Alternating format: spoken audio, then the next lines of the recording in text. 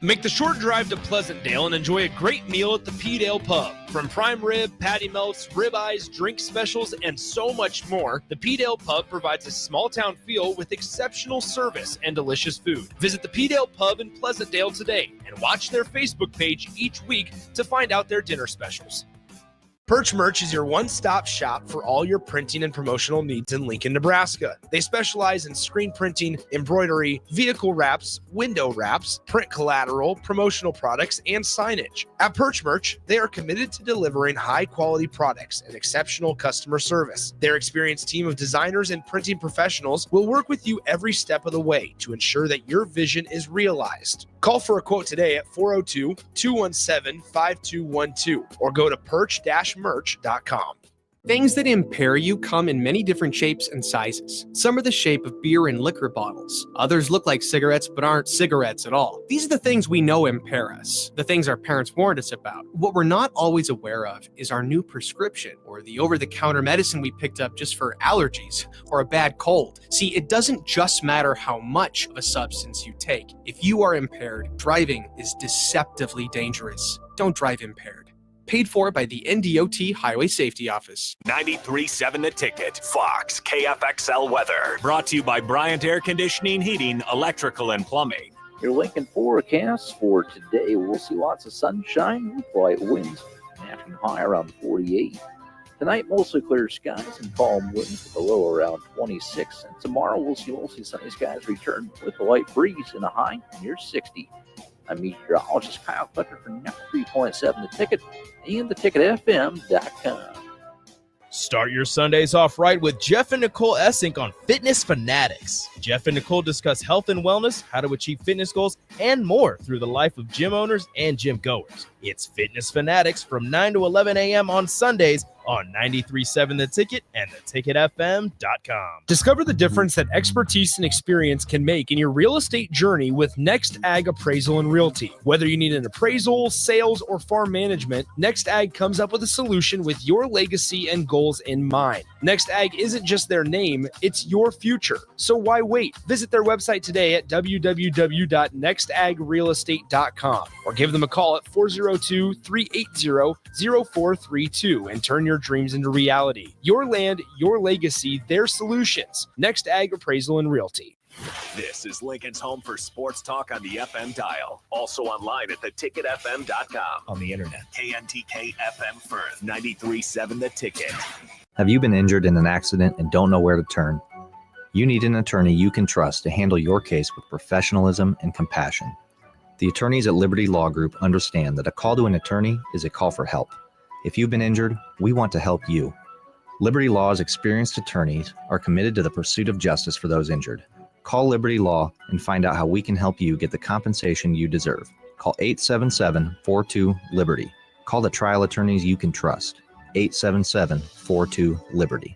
The Body Lab, located at 14th and Yankee Hill, is Lincoln's premier physical therapy and recovery lab. The Body Lab offers trigger point dry needling, cupping therapy, joint manipulation, and so much more. Looking to relax and relieve stress after a long day or difficult workout? The Body Lab's recovery lab is the ideal spot. Featuring infrared sauna, a cold plunge tub, or if you're just looking for enough space to stretch out and reset your mind. Learn more about memberships and schedule your service today at thebodylablnk.com. Or visit the Body Lab in person at 14th and Yankee Hill Road. Coming at you live from the heart of Lincoln, America. This is Old School, sponsored by the Mercado by Certified Piedmontese. Broadcasting veteran Derek Pearson. When you find something that moves them, that makes them smile, celebrate it. That's your task. That's your superpower. Nebraska Football Hall of Famer Jay Foreman. Rifles a pass. It was tipped. It's picked off by Foreman. He's at the 15, 10, 5. He'll score! On 93.7 The Ticket and theticketfm.com.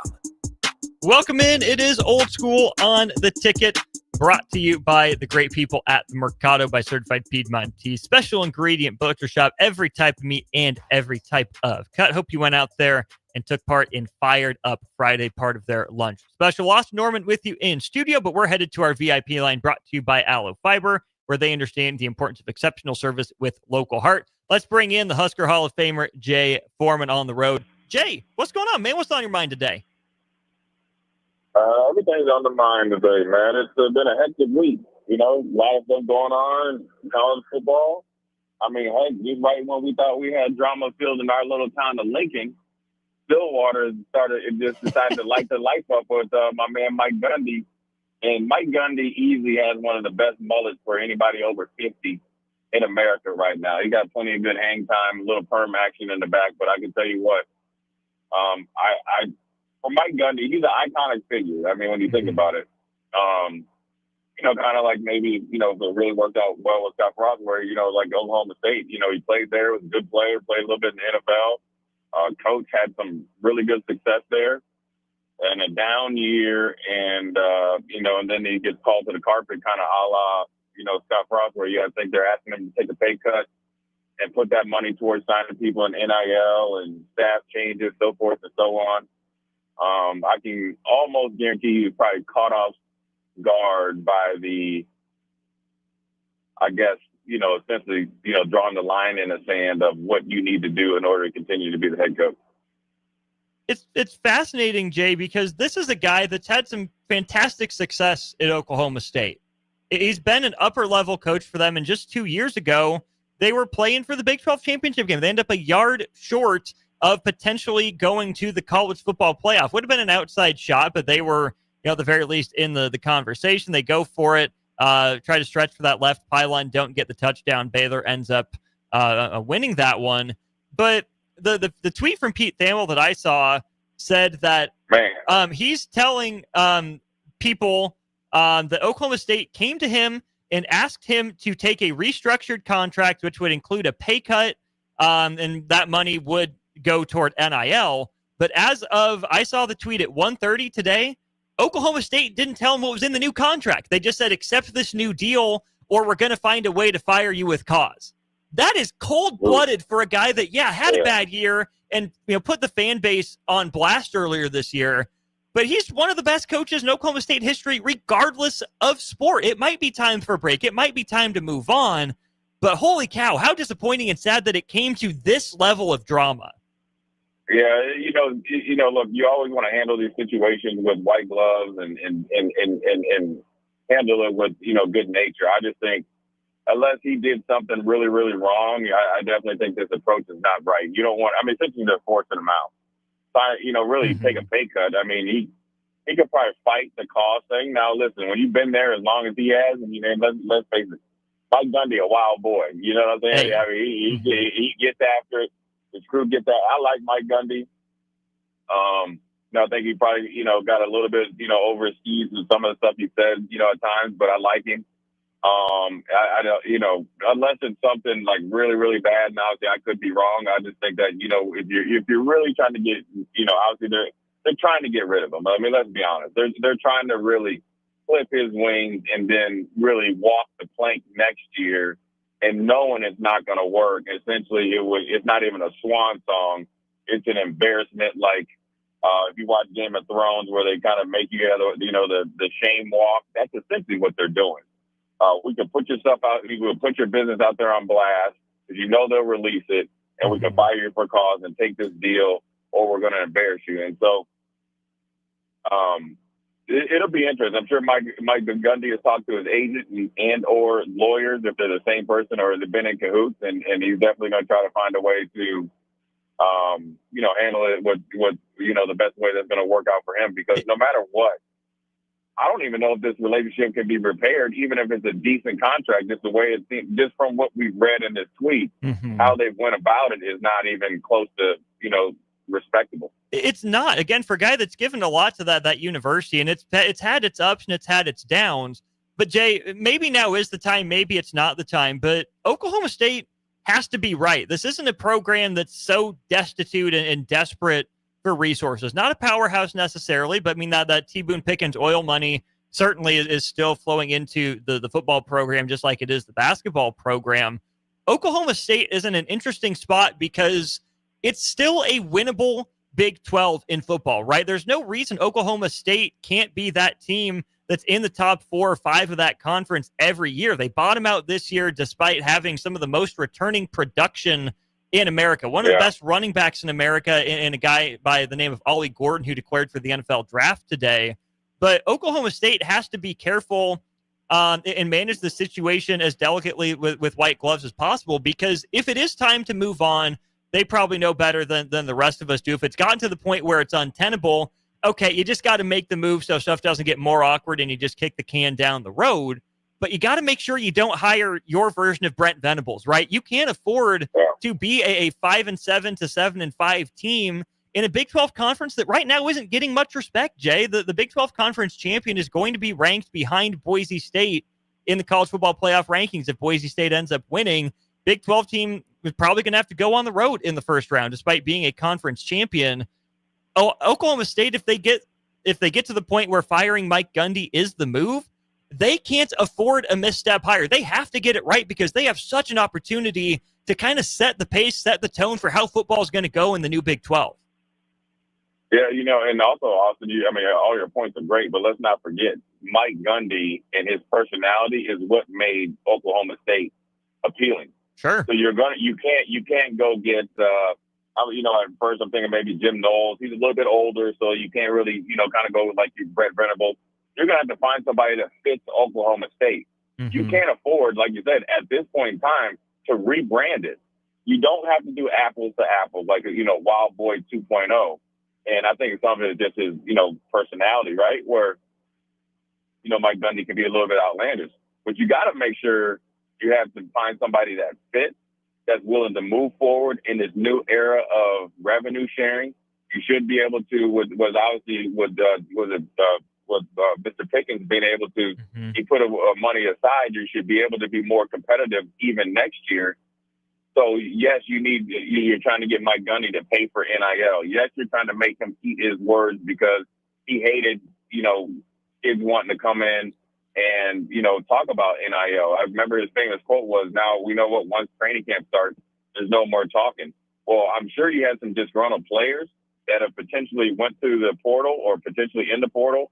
And you have, the running back declaring, Ollie Gordon, who's a great runner, and did, to declare for the draft. And maybe that's part of it. You think you'd like to keep him back because he had a good year, not a great year, and a pretty deep class of running backs. And you'd like to bring him back to make another run. But when you lose, when you're 3-9, and you definitely were expected to be 9-3 in a very gettable Big 12, where there's obviously a ton of parity, and a lot of letdown, you start to get getting people's crosshairs. So, it'll be interesting to see how they both sides proceed, because it's also like it's probably not the best time to make a break from an iconic coach in Stillwater across all sports, through administration, through the city and the state of Oklahoma. And I will tell you this: I always thought something was weird.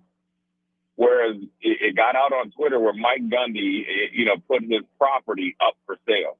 Yeah, that was always interesting to me because he's an Oklahoma guy.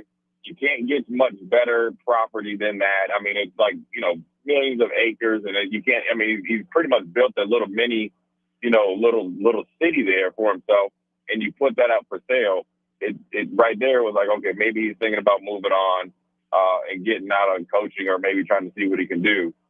But ultimately, that didn't happen before the season. But now they said, you know what, we're going to make a decision, but we're going to make you break up with us. That's the thing that's bad. We're gonna make it so miserable. But we're gonna make you leave and try to make you the bad guy, and you better do it under our terms or else. And like I said, the underlying thing could be, what was it, 19, 20 years of him being a head coach. There's probably a lot of stuff that was done, maybe just in hiding or swept underneath the rug. Now they want to bring it back up like there's no timetable to let it go. So.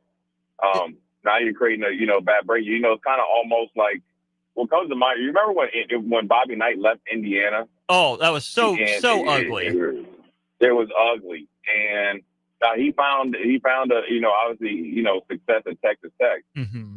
But the way he left Indiana, yes, and Bobby Knight was a lightning rod. Mm-hmm. But what he did for Indiana, and I know he had some issues. I'm not saying that, but the breakup was not. Man, that was hard to watch, just because there probably wasn't a good way to do it, or a good way or bad way, but the way they did it definitely, was bad. So hopefully, Mike Gundy, Oklahoma State maybe take the weekend, get cooler heads, and they can figure out a respectable way to part ways. I think that's an interesting comparison. Obviously, Mike Gundy and Bob Knight aren't the same person. I would give Bob Knight maybe a little bit of an edge in terms of tactics and scheme and X's and O's and all of that. And had some higher level success than Gundy did. But I do think that where there are some similarities is just that force of personality. And Jay, I think if Oklahoma State had come to the spot with Mike Gundy where, he was either an offensive mastermind and the Big 12 had caught up to his schemes, or he was a defensive guru and the league was changing around him. His defense was old and antiquated, but he was hanging his hat on scheme. That's an easier guy to get rid of, right? Oh, sorry. Yep. You're not in vogue anymore. You're not adjusting. You're not hiring the right coordinators. So you got to go.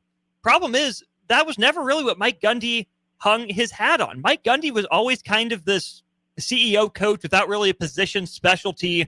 He was just a football coach, right? We would get involved pretty much everywhere, but was the face of the program. So I think it's a little harder even for Oklahoma State to move on from the personality or the CEO role type of coach because of everything he's meant to the university. It's not like he's fallen behind. He just hasn't made the right hires, and things are maybe just a little out of his grip and control right now.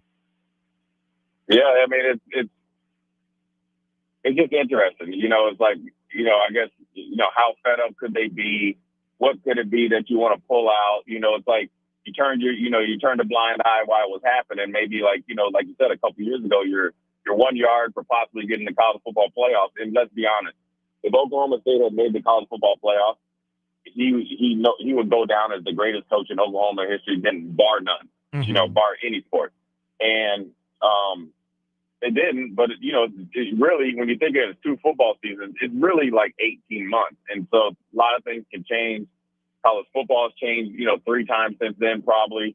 It's changing again here in 2025. And yeah, you could maybe, and also what you have to look, and we'd have to do a lot more digging, is have the decision makers gotten younger, where they don't understand, they don't know who he was as a player, what he's done, and when he's been able to keep Oklahoma State relevant, back when Oklahoma was really rolling and they were kind of like the little brother that didn't get respect. He made him respectable. He made that bedlam. He made that, obviously a must-see game. And so it'll be interesting to see when all some more details come out. But then ultimately, if come Monday or probably late Sunday night, if they come to hopefully some sort of conclusion or decide to part ways. That's just the thing. And Jay, we have this from 8018 on the text line, pointing out that Mike Gundy and Dana Holgerson coached together for a year. 8018 thinks that Mike Gundy, could be on Nebraska's radar as a guy that he would like to see Nebraska bring in. Do you think there would be a role behind the scenes for Mike Gundy? I don't think he's a position coach by any stretch of the imagination right now. Would you like a personality as big as Mike Gundy's, with Matt Rule's ear or in the front office for Nebraska football? I think Dana I don't know Dana personally, but I think he's got a lot of personality. So I think he's got that covered. And plus, I think at this point, with Mike Gundy and his prowess as an offensive play caller, unless I don't know the relationship between those three, I can't really, you know what I'm saying? Yeah. I can't say. I just think that it might be a little bit too much. And I think if Mike Gundy has to part ways to Oklahoma or from Oklahoma State, I think I could see him taking a year off and then trying to figure out where his next landing spot. I'd be very surprised if he decided to not coach. I'm with you. I mean, there's going to be a spot for Mike Gundy in college football at some point, but I'm with you. He strikes me as a year off guy, right? Reassess the situation around him, try to find that right fit, whether it's a MAC school, a Sun Belt school, a coordinator, or a front office guy. But we'll leave around the text line. It says, when you break up like that, who would want to walk back into that situation, right? Who wants to pick up the pieces there? And I think there's a couple of different coaches that Oklahoma State would be looking for, Jay, not in terms of specific names. Oklahoma State could go the route of the whiz kid, the up-and-comer, kind of the hot commodity. I think they'd have the resources to make something like that work. But I could also see Oklahoma State wanting a veteran, a proven coach, thinking they have enough pieces on the roster and maybe needing a big personality to come in and smooth some of these things over, because I don't think this is purely a booster's move. I do think some of it is on the field, But we know, I mean, you know that there's a lot of talking that goes on down in Texas and Oklahoma, and when there's money like that being thrown around and some big, powerful people in control, they're going to want your ear. They're going to want control and make decisions. I think Oklahoma State could get away with a young first-time or second-time head coach if he has the right staff around him. But Oklahoma State might also just need another big personality to come in to take control of the situation and be the adult in the room. You know, they have options. I think they got more money than people really give them credit for down there in Oklahoma. Some big-time boosters, obviously, and they can make a move, and they probably have projected, you know, what the buyout would be if they try to do a cause and all this other stuff. You know, I think when they throw out that cause thing, that's just kind of, you know, to get your attention. Mm-hmm. You know, I could see them. I don't think that see them going like the 1 or 2 year, first or second year coordinator that, you know, hit it big with, you know, said Power 4 blue blood school.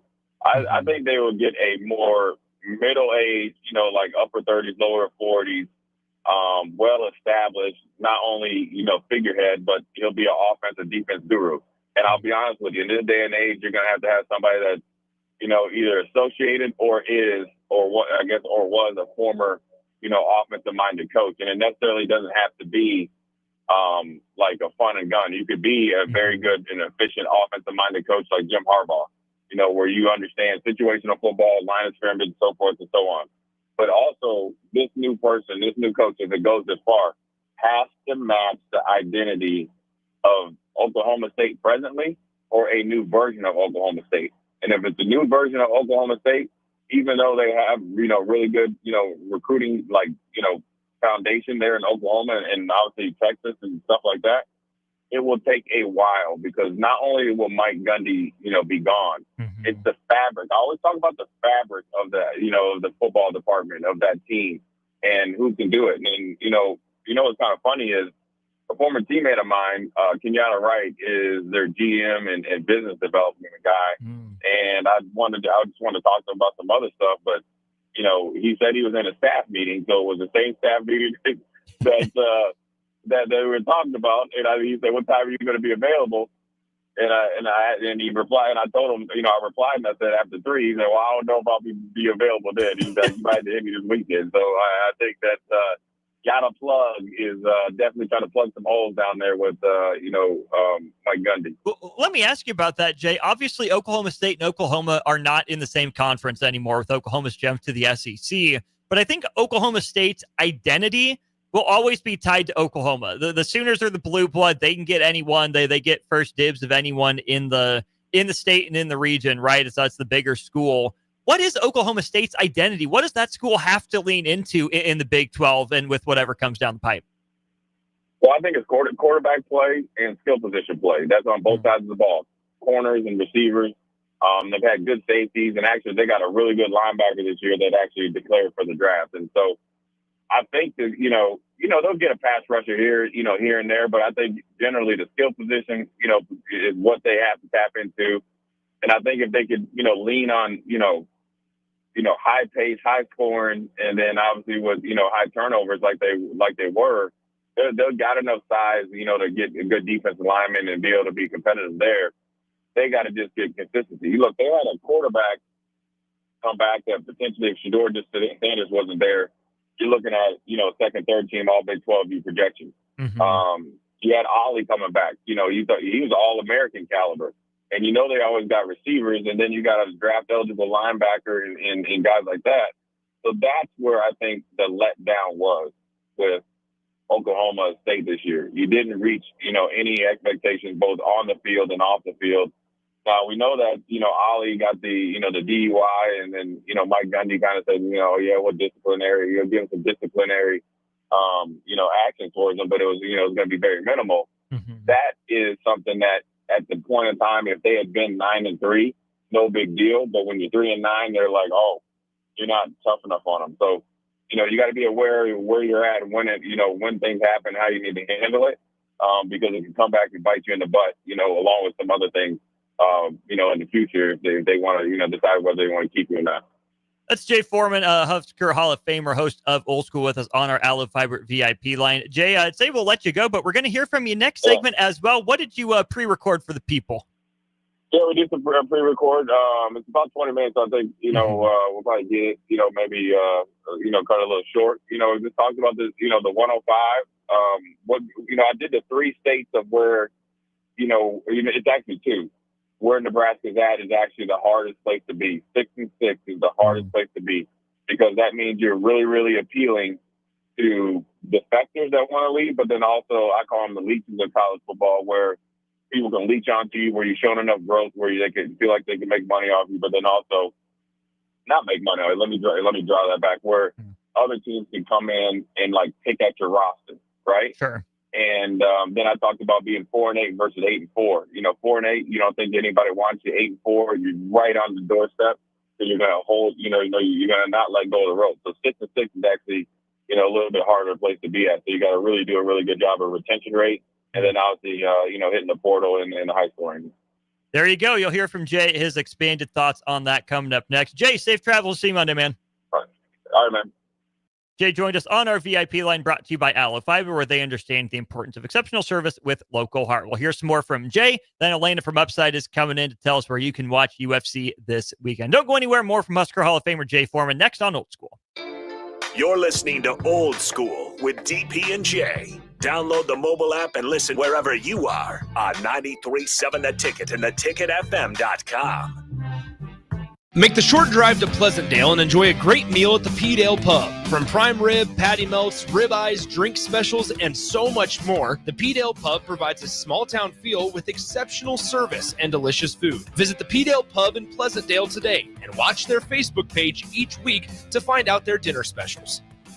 Salt Mine City is now open at 8th and R in the Haymarket. Come check out Lincoln's newest brewery with 12 beers on tap, including the popular Single Axle Light American Lager, Brick Street Amber Wheat, and so many more. There's daily drink specials like $1 off Moscow Mules on Tuesdays, $6 IPAs on Fridays, and $6 Bloody Marys on Saturdays. Stop by Tuesday through Thursday from 4 to 9 p.m., Fridays 4 to 11 p.m., Saturdays 11 a.m. to 11 p.m., and Sundays from noon to 8 p.m. It's Salt Mine City, Lincoln's newest brewery at 8th and R. The Rabbit Hole Bakery, located at 8th and Q in the Haymarket, is the ideal place for fresh breakfast items or desserts made daily. Cream puffs, cinnamon rolls, carrot cake, sweet potato, pecan cookies, brownies, blondies. Do I need to keep going? What about bread pudding with homemade bourbon caramel sauce? Stop by the Rabbit Hole Bakery at 8th and Q in the Haymarket today to satisfy your cravings. And if you're looking for larger group orders, they do that too. Order ahead on their website at therabbitholebakery.com today. 'Tis the season to raise a little Cane with Raising Cane's. Spread joy with craveable chicken finger meals and treat everyone on your nice list to a Cane's gift card or our beanies, socks, mugs, and more. Happy holidays from Raising Cane's. One love. Things that impair you come in many different shapes and sizes. Some are the shape of beer and liquor bottles. Others look like cigarettes but aren't cigarettes at all. These are the things we know impair us, the things our parents warned us about. What we're not always aware of is our new prescription, or the over-the-counter medicine we picked up just for allergies or a bad cold. See, it doesn't just matter how much of a substance you take. If you are impaired, driving is deceptively dangerous. Don't drive impaired.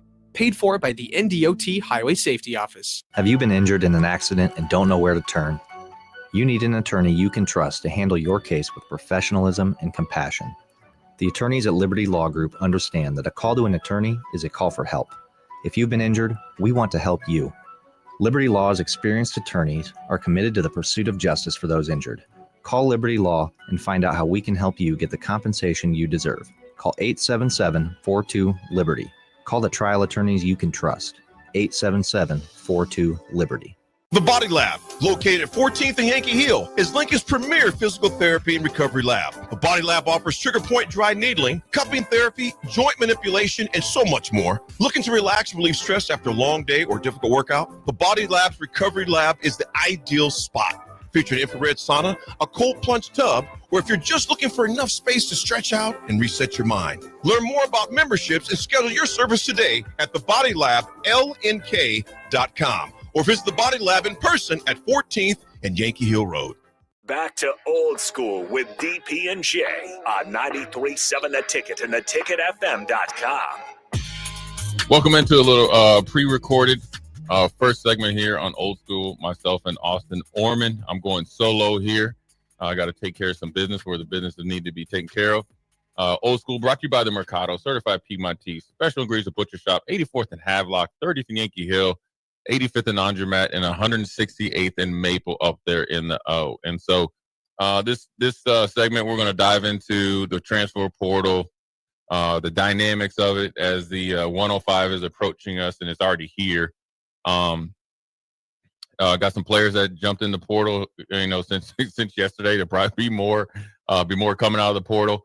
A couple hires, but more or less we'll just dive into the portal and what it means for a team like Nebraska. And let's just look at the dynamics of Nebraska in general, right? And this is why winning in the record is important, and you have to look at it from a clear view lens. And I'm taking my bias out of it. Go on what my experience is just from looking at it, talk to the national people, get their idea on it. And actually some of the things I'm going to say today were actually told to me, expressed to me by some NFL execs, but then also people that work in various roles in college football. So oddly enough, I will tell you this, being 6-6 is maybe the hardest spot to be in for a place like Nebraska. Here's why, and I'm going to give you 3 examples, right? Number one, the best case scenario, let's just take, we'll deal with 8-4. So 8-4, you're 8-4. I think you get less players leaving this quickly before a bowl game, because throughout the locker room, they're feeling like, okay, we're really, really close. We're almost there. We're 1 game away from the college football playoffs, and we should be in if we would have won this game, or this other team that maybe has a bigger brand or more recent brand success is in. So then therefore, kids would not be making irrational and emotional and impulsive decisions. Now I will say this as a little asterisk or caveat. I do think in some cases, if you had some situations that sometimes it's best to move on. But I'm saying when you're dealing with, more high profile players or just players in general, quickly jumping into the portal, and let's just say it's a regular year without coordinators leaving, if coordinators leave. I think 8-4, you say, okay, we're going to stay the course. You might promote from within and so forth and so on. That's the best place to be in, because they know they're close. They're welcoming outside help, which is actually portal and high school guys, because they know they would be expressing to these new gets, whether it's through the portal and high school, that, okay, you are the piece that we're needing, and it's going to get us over the hump. And so it's more an easier process. That's the easiest process for Nebraska to have at this point. Obviously, Nebraska is 6-6. So we're going to go through actually, there's two easy places to be, in my opinion, and then where 6-6 is. The other easy place to be is at, and just for argument purposes, is 4-8. Reason why? You say, okay, well, a bowl game, this, and winning, and we haven't been to a bowl game. Yeah, I get you. I understand it. But when you're 4-8, and you do have young, talented players, we heard Scott Frost talk about it. We said Coach Rule talked about it. We've had people come and look at our roster through like the Big Ten caravan that they do in the, fall camp and sometime in the spring. Very young, talented team, good young talent. But obviously up and coming players.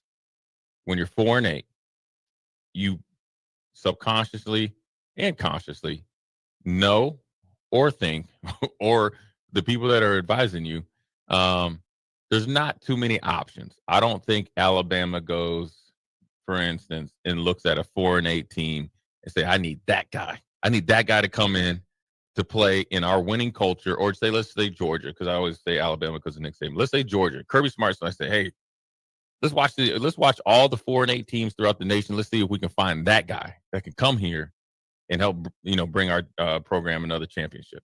Not going to happen. Very, very, very small chance that happens. It doesn't happen very often. The reason why is because when you're at a winning point in your tenure as a coach, or as, a locker room and in a team, you like to find, guys that are winners, because or you can probably assume that they know what real work is, they know what the winning attitude is, and you can fit into their culture.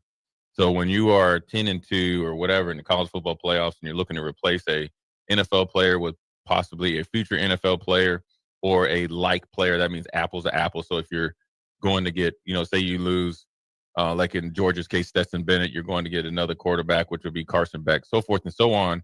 Your thing is plug and play because he's a winner and he can fit in. He has a winning mindset. He has the skill set. He has the development. He's not going to be afraid of the big stage.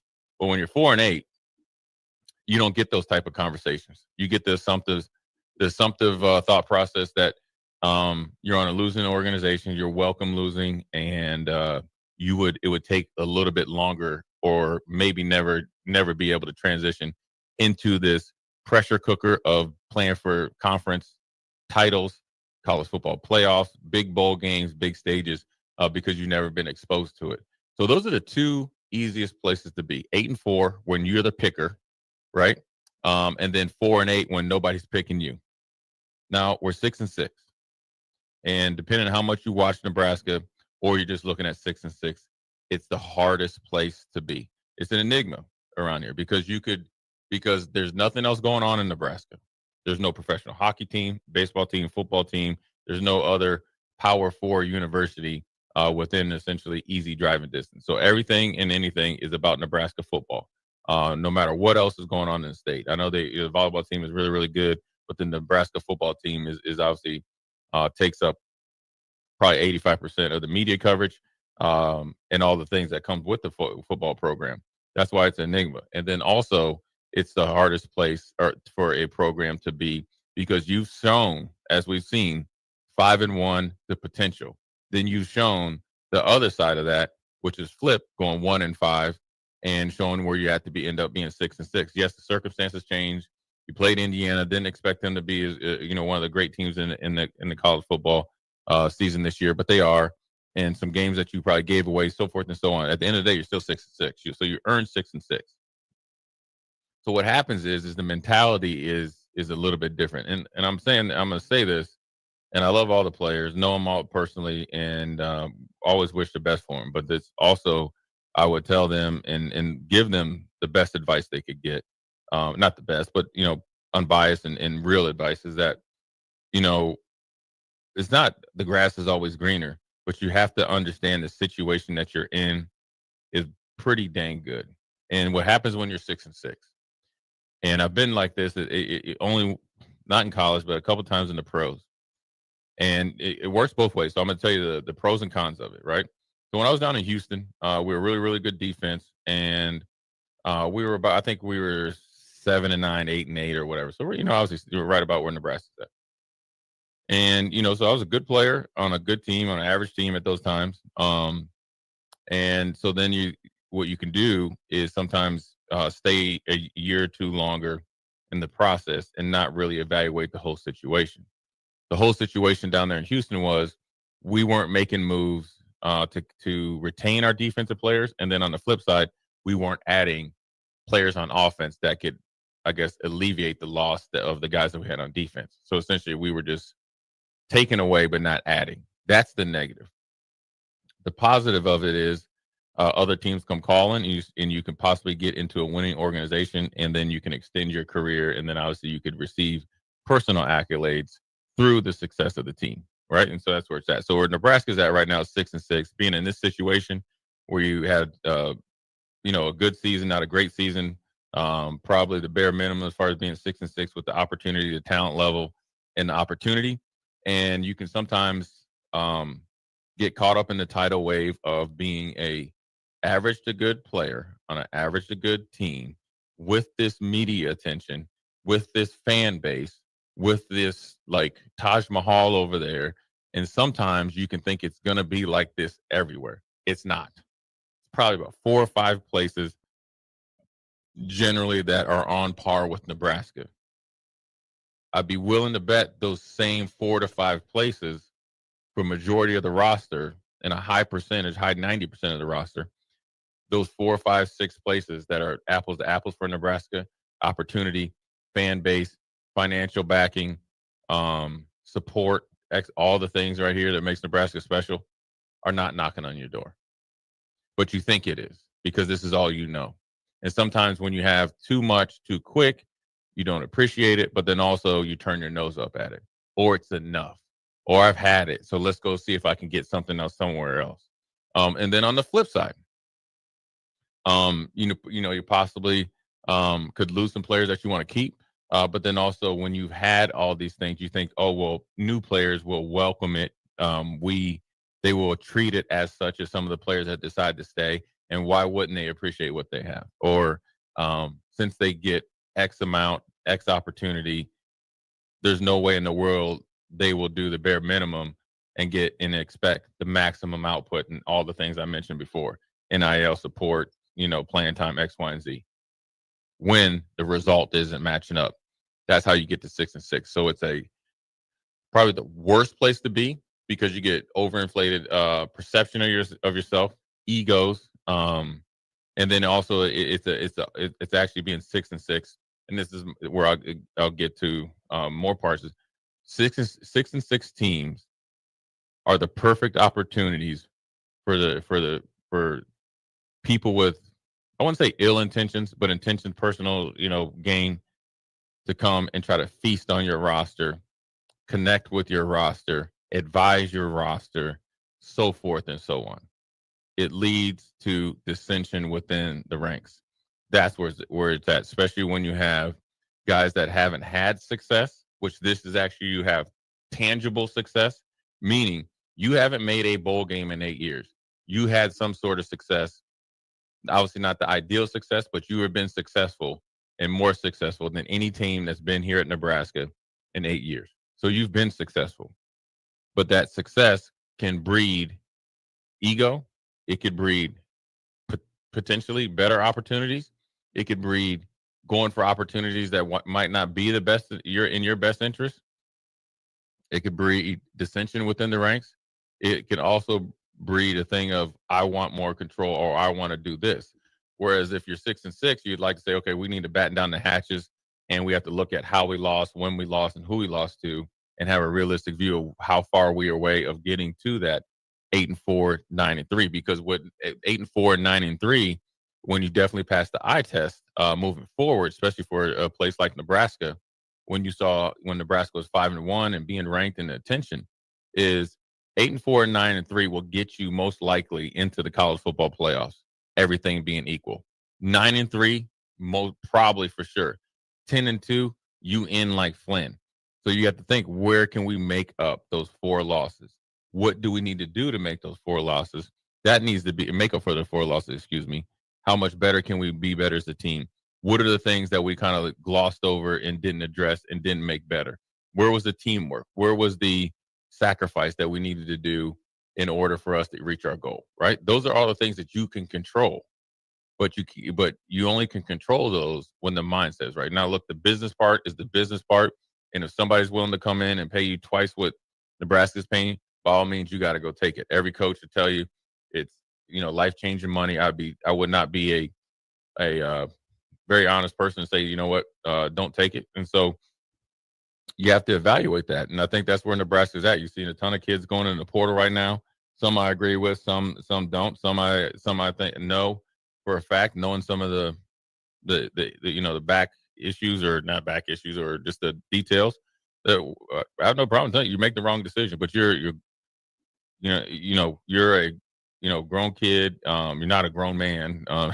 You're a young man trying to make decisions in this business world, and sometimes I don't agree with it. Now, I might be wrong, and you know what? At the end of the day, I want all the best for you, whether you're at Nebraska or any other school. But I do know that sometimes when you're missing an opportunity, you can let things or outside factors take you in the wrong direction. In this day and age, we will be having this talk every year. So for the people out there thinking, oh, players are leaving Nebraska, Nebraska got a problem. Sure, Nebraska does have some problems. I mean, Nebraska will tell you, right? And it's been talked about 10 million times, and they just need to be addressed, and they're not going to be easy fixes. You got to really get down, roll up your sleeves, and address some of the issues and put forth the effort to deal with that. But I will tell you, there will be players in the portal every single year. There will be players that they wish to keep that don't have a realistic reason why they left, but they will be in the portal. The reason why 105 is here, and it's in full effect, and it's affecting everybody across the nation. You're going to see it. You're going to see starters. I saw starter wide receiver from Arkansas. It's a pretty good player. I watched Arkansas this year. He's in the portal. We just signed Coach Shorts, I think, from Kentucky. 2 guys from Kentucky are in the portal. Nebraska might be in the mix for them. There's going to be kids in the portal. I mean, we got guys that you'd like to have back and continue along the success of our defense jumping in the portal. We might not be able to get those guys back, or but they might not be wanting to come back. So you lose good players. It's an unfortunate part of the way college football has morphed into essentially professional football. I've been saying it for 2 or 3 years. College football right now, once you were able to have transfer portal and NIL, instantly overnight became professional football, whether you like it or not. That's why the pressure's on. That's why there's not a lot of time to develop and take your time and win slowly, because these kids are getting paid like professionals. Now, it was only one-sided, which was really, really good. You could always walk in with your hand empty, with your hand out and your hand empty, and then walk away with 2 back pockets full of cash and not have any expectations written on black and white. Now, with this 105, with revenue sharing, which essentially you're going to have a cap per program, and they're going to allocate whatever percentage of that $20.5 million, and it goes up every year towards whatever sports program that is important to them, but it's got to be spread over all the programs that that the university has. So some might be eliminated along the way unless they're able to go the club route. So then, therefore, you're going to have a salary cap. You got to manage the cap. You got to allocate a certain percentage of your cap to position groups, and then it might change based on the development or underdevelopment of the groups and the success or not success based on what you did during the year. So now the pressure is going to be amped up. Now the expectation is going to be amped up. Now it's going to be a relationship. It's not going to be a you problem. It's going to be a we problem. And so only we, that means player, coach, and obviously the team, have got to figure it out, and constantly are going to have to be, able to win. And so, it's going to change. It's going to change it, in a good way, I think, for Nebraska. And here's how. Whereas 105 for Nebraska won't be that hard to field it. It's hard to initially get there because Nebraska's always carried a pretty big roster because of the walk-on program. I do think there should be a special section for walk-ons to be able to use it development, but then also be part of your team, even if maybe for just home games or so forth and so on. But I think for Nebraska, since you've really been treated like a Super Bowl winning team for so long, without the results and the expectations, now with the 105, the practices are going to be more competitive. The NIL structure is going to be more competitive. It's going to be it's going to keep players, I think, in the fold, because the movement, I think, is going to be a little bit less, because yes, there's 85 scholarships now, but you're able to have more guys on scholarship because if you have a good NIL backing, they can be on scholarship via NIL. I think it's 105 is 105. You got to get in where you fit in. You got to get guys that are going to be invested, and they got to produce, and you got to have a individualized projection and development for each player. I talked about it yesterday on Old School. When you look at a class, it's going to be broken up in 3 sections. Day one starters, guys you expect to play. And it depends on where you're at team-wise. And then you're going to have developmental projects, which is going to be guys that you're not expected to, you're going to give them 2, maybe 3 years to see where they're at. And then you got that middle part where it's going to be a mix of both. And you'd like to get half guys that develop into rather quickly, that are surprises that end up playing, and then other half that maybe need a season or 2 to develop, and then you need them, or they will be ready by the next year or possibly the year after that. And that's going to be no different with that 105. And I think you're going to really see the pro mentality and whoever can adapt and use this NFL, probably early 2000s version of the NFL, in this present day of college football. The best will be the most successful and sustainable. But then also the ones that are able to do it right now will be on the come up. And that means they will be able to get up into the conversation and be able to be in the mix and stay in the mix, because it's going to come down to roster management, financial management, but then also culture at the same time. And you're going to have your baseline and your foundation of your culture in there as far as players. And then that's where you have to develop those, maybe, in those 3 sections I talked about in the recruiting classes or portal classes. But then also you have to be able to, when you go into portal, to see who can or cannot fit into that leadership and that culture building. So I think it's going to be a very unique space here starting in 2025. Nebraska's already in that process, and it sucks. And at times when you see, players, in the portal, you're not going to be involved in Nebraska. You've seen them come up and different factors come into it. And, I've been through every situation that they've been in, maybe not to this magnitude. I always tell people this, is I had a story, I've been coached by a coach or two that didn't think I was very good, and that's fine. And didn't want me to probably prosper. And he told me that to my face, but didn't stop me because I knew that Coach McBride believed in me and stuff like that. But then also I had it to the point where I remember walking around the corner. It was the funniest thing ever. And I was going to a unity council meeting. A coach was talking about me. He's like, "Oh, I don't ever give him any compliments because I don't even want him to think he's any good." And I just laughed. I stopped in my tracks. I just laughed, and I was like, it takes that much energy for somebody to say that when somebody's running through a brick wall for you, literally. It's the funniest thing ever. But I would say for that, as for relationships and goes in this day and age of college football, which is pro. The relationship right now, when you're a young man, is coach to player. And that's going to be built on production, not potential, not feelings, production. Now, there needs to be respect in between those messages. And sometimes in the heat of battle, or sometimes somebody is 100% wrong, that needs to be rectified. And generally that's on the adult. Majority of the time that's on the adult. But then also I would tell young men, learn how to articulate for yourself, communicate, but then also listen to the right people. Having 55 million people tell you something and then bypassing the 2 main people that are actually looking out for your best interest generally doesn't bode well for you. But everybody will end up hopefully in the best situation possible. I will say this in ending. Projections are there's going to be 18 to 20,000 people in the portal for approximately 36 to 4,000 spots. The numbers and the math are not in the favor of jumping in the portal. Do not jump in the portal unless you have at least 2 or 3 guaranteed spots you can go that are better opportunities and better situations. Now, those things are nullified if they're asking or willing to pay you 2 or 3 times of what you're supposed to get. I would say it doesn't matter what the situation, go get that money, but I'm just joking, but that's the way it is. And so what you have to do is just make sure cool, calm, and collective, very clear thoughts and process, and make the best decision, and make sure that you don't turn your back on a situation that actually can be fruitful, not only for 2025, but 2026 and beyond. But that's the first segment here of Old School. Once again, brought to you by the Mercado. Jay Foreman pre-recorded. My man Austin's going to take over. We're going to hit a break, and we'll be right back. Watch Old School live on Facebook, YouTube, or Twitch. Old School with DP and J on 93.7 The Ticket and theticketfm.com.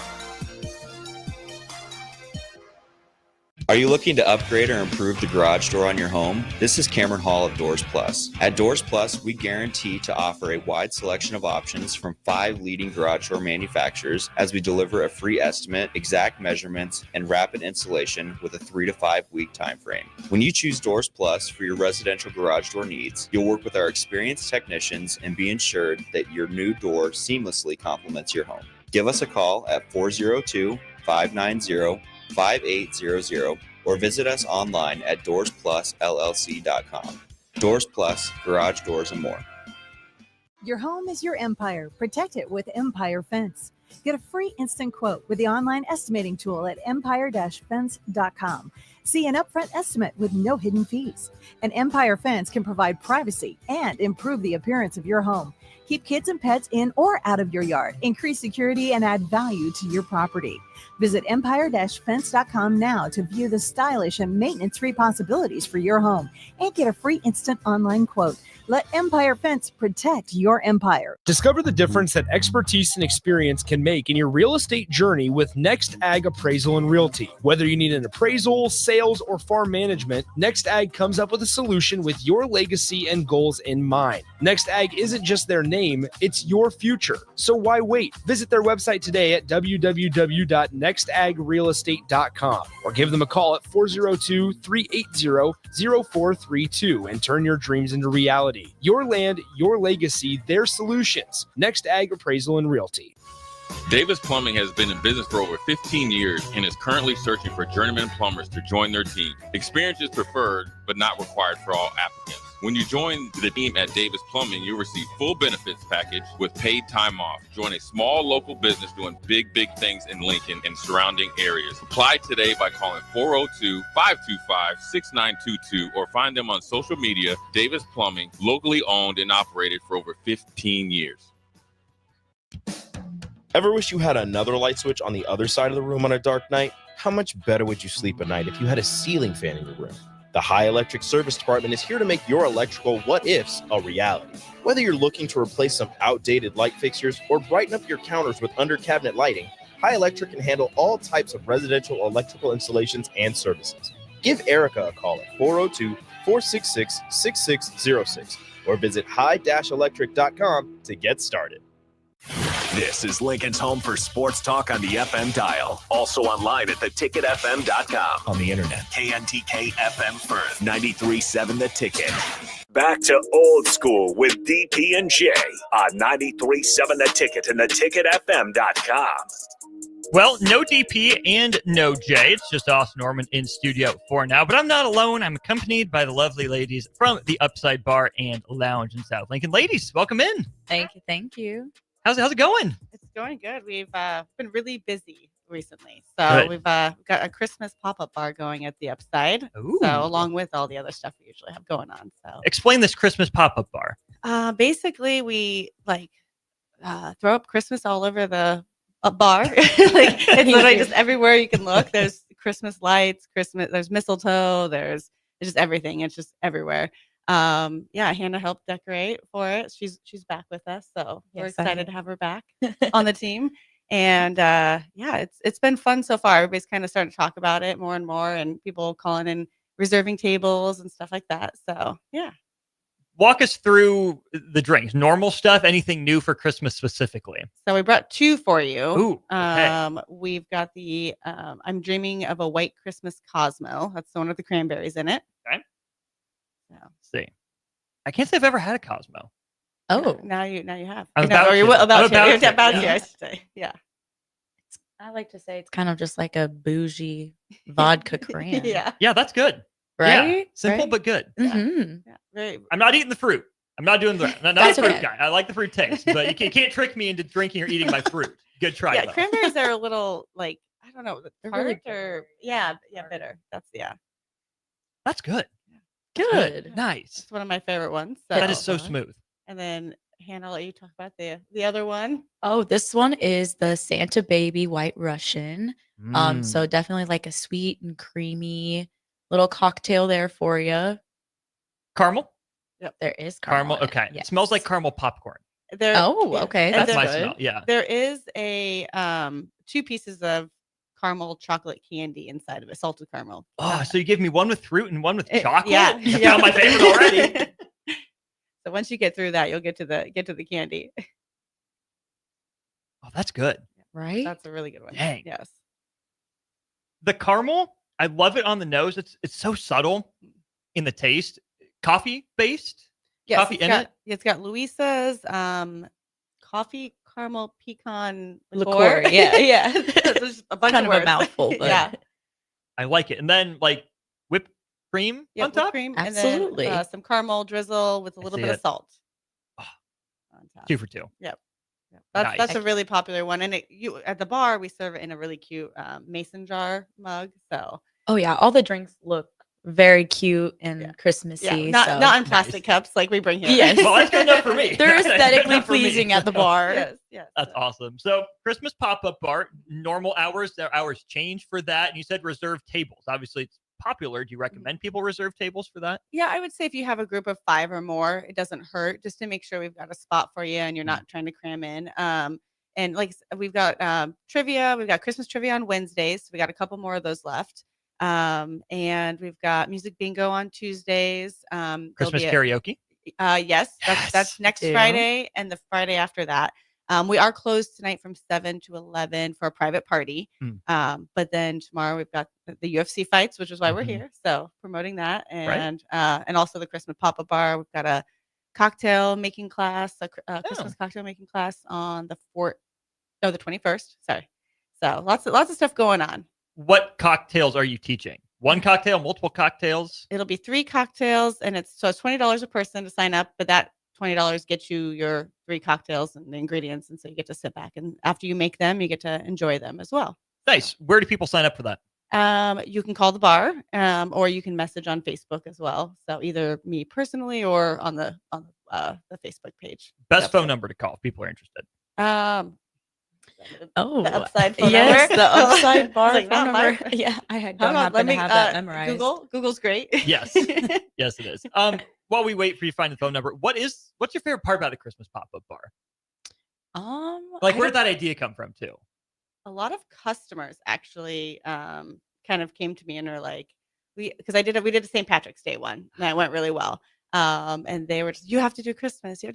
Like, we love it. Like, it'll be so much fun. Your bar's perfect for it. And so I just kind of listened to the masses and we did it. And I love the holidays, so you can't go wrong. Fair enough. Hannah, do you have a preferred Christmas cocktail for you? Oh, from the cocktail. Either one that you're going to make, or just like even you're off the clock, you're at home, you're making yourself something to drink, or someone else is making it for you. I definitely like sweeter stuff, like the White Russian. We've got a salted caramel martini on the menu. I definitely had one of those last night. So that one's really tasty. And then we have like what's the Grinch one? Grinch? I think it's the Grinch. I don't even know. I can't remember. Yeah, how Please horrible tell me that it's we green. don't know. It's green. It's green though. Definitely. Yes, it's got green mint. and creamy, and it's Not fuzzy, not hairy like the Grinch. no. And yeah. it tastes good. It doesn't. Yes. All of them are delicious. Obviously. Yeah, we tried them all out. So Nice. Same normal deal for UFC, no cover, get there early sort of thing? Yep, definitely get there early. We actually have a birthday party for a customer beforehand, so we're just trying. It's going to be pretty packed, I know, early on. So yeah, the sooner you get there to get your table, the better. So Very nice. Well, you guys left me a lot of alcohol to drink, and I do appreciate it. But I'm alone because DP will be at UFC this weekend watching in person. We recommend people go out to the Upside and watch it, obviously. But he's also got Husker Wrestling tonight. WWE is in town. And one of his favorite things that I do not understand is Power Slap. Yes. DP goes to Power Slap whenever he can. Like, what the heck? we put it on the TVs at Upside. Actually, it's no way. pretty hilarious. It's definitely entertaining. Oh yeah. When people walk up, we usually like take bets, not real bets, but bets. Like, oh, I have this guy, I have that guy, or that girl. Like, who's gonna win? And you could I feel like you can almost tell when they walk up the ones that are just like tough, and then the other ones that they're not going to take the slap so well. Absolutely. Would it take enough drinks for you guys to do Power Slap? Or is it like a monetary sign me to a contract sort of thing? To get the power Definitely slap? out. I'm out on that. Yeah, I'm also I would be a wuss. out on There's that. no way I'm getting slapped. No amount of alcohol. No, could or get money. me to do that, or No, money. no. No. I'm not gonna lie, I have a price. I don't know, maybe I'm a sellout. I'll get slapped. We'll I'll get you take the booked check. at the Upside. Please do. Where can people find you guys? What is the address? 2801 Pine Lake Road, next to Jersey Mike's and Red Robin in that strip mall. So, and then I do have the phone number now. Yes, please. It is 402-904-4162. That's to get signed up for that Christmas pop-up bar. 3 cocktails, $20. Yep. Mhm. There you go. Ladies, as always, appreciate your time. Thanks for coming in. Thank you. We'll go to break. We'll be back with Hour 2 of Old School right after this. You're listening to Old School with DP and J. Download the mobile app and listen wherever you are on 93.7 The Ticket and theticketfm.com. Load up on meat and more this winter at the Mercado by Certified Piedmontese. This week's special through December 17th is 15% off all wine and spirits and 25% off on thermometers. Locations at 84th and Havelock, 30th and Yankee Hill, and now 85th and Old Cheney in Lincoln, or 168th and Maple in Omaha. Get to the Mercado today for the best meat in town.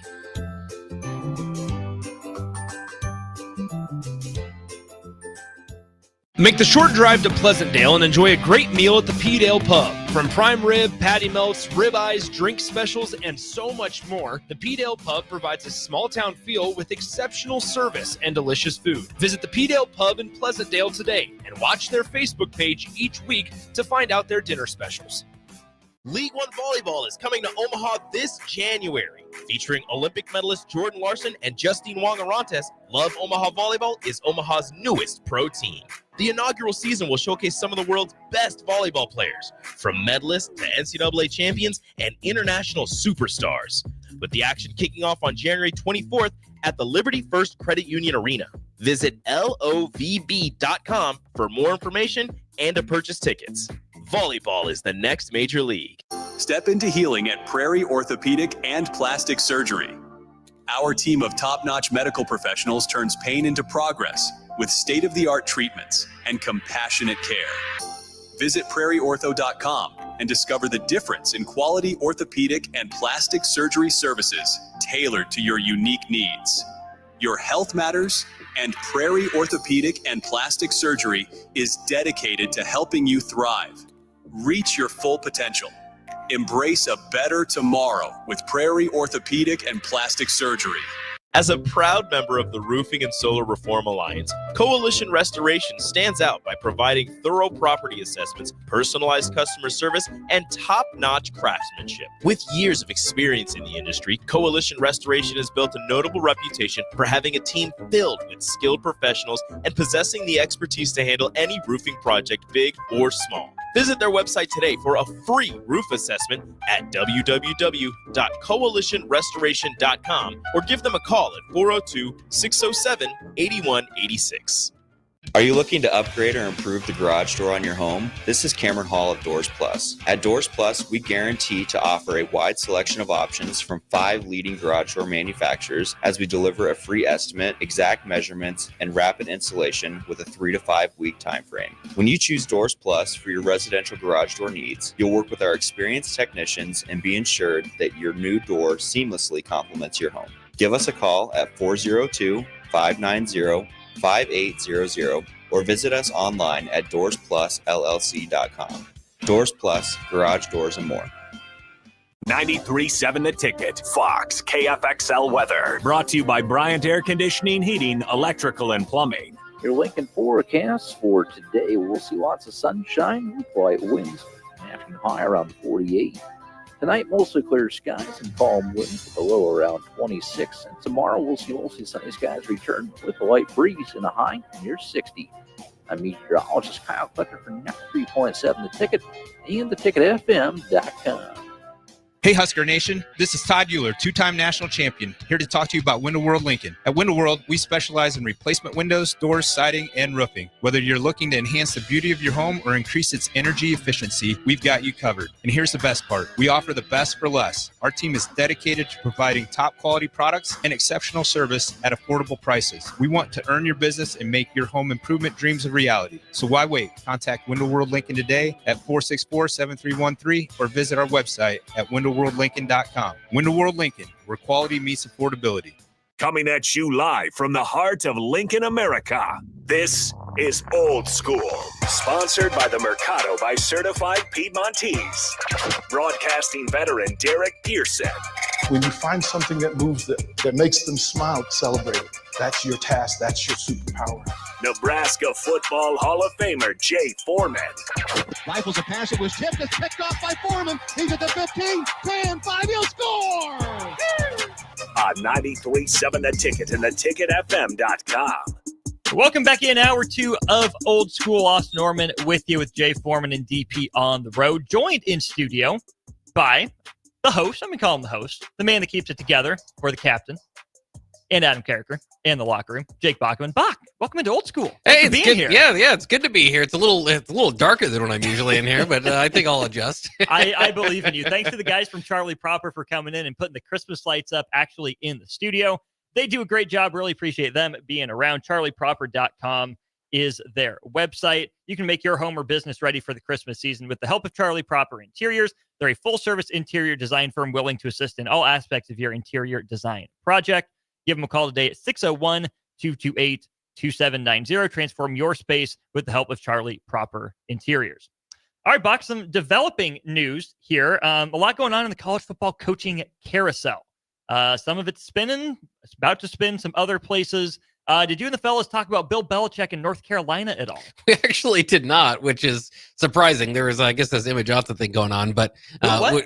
Say what? Yeah. No. So there's a lot of talk about that throughout those shows. But I mean, I would have taken some time to talk about it because it's a crazy story. I mean, it's amazing that Belichick would even consider it. I think a lot of people kind of just figure he would be in pro football, try to get that extra championship to match Tom Brady. Maybe he's getting at an age where that doesn't matter as much.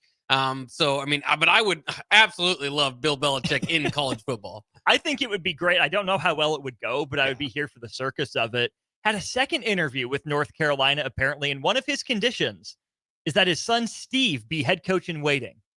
I like it. I like that. I mean, that makes sense, again, with his age.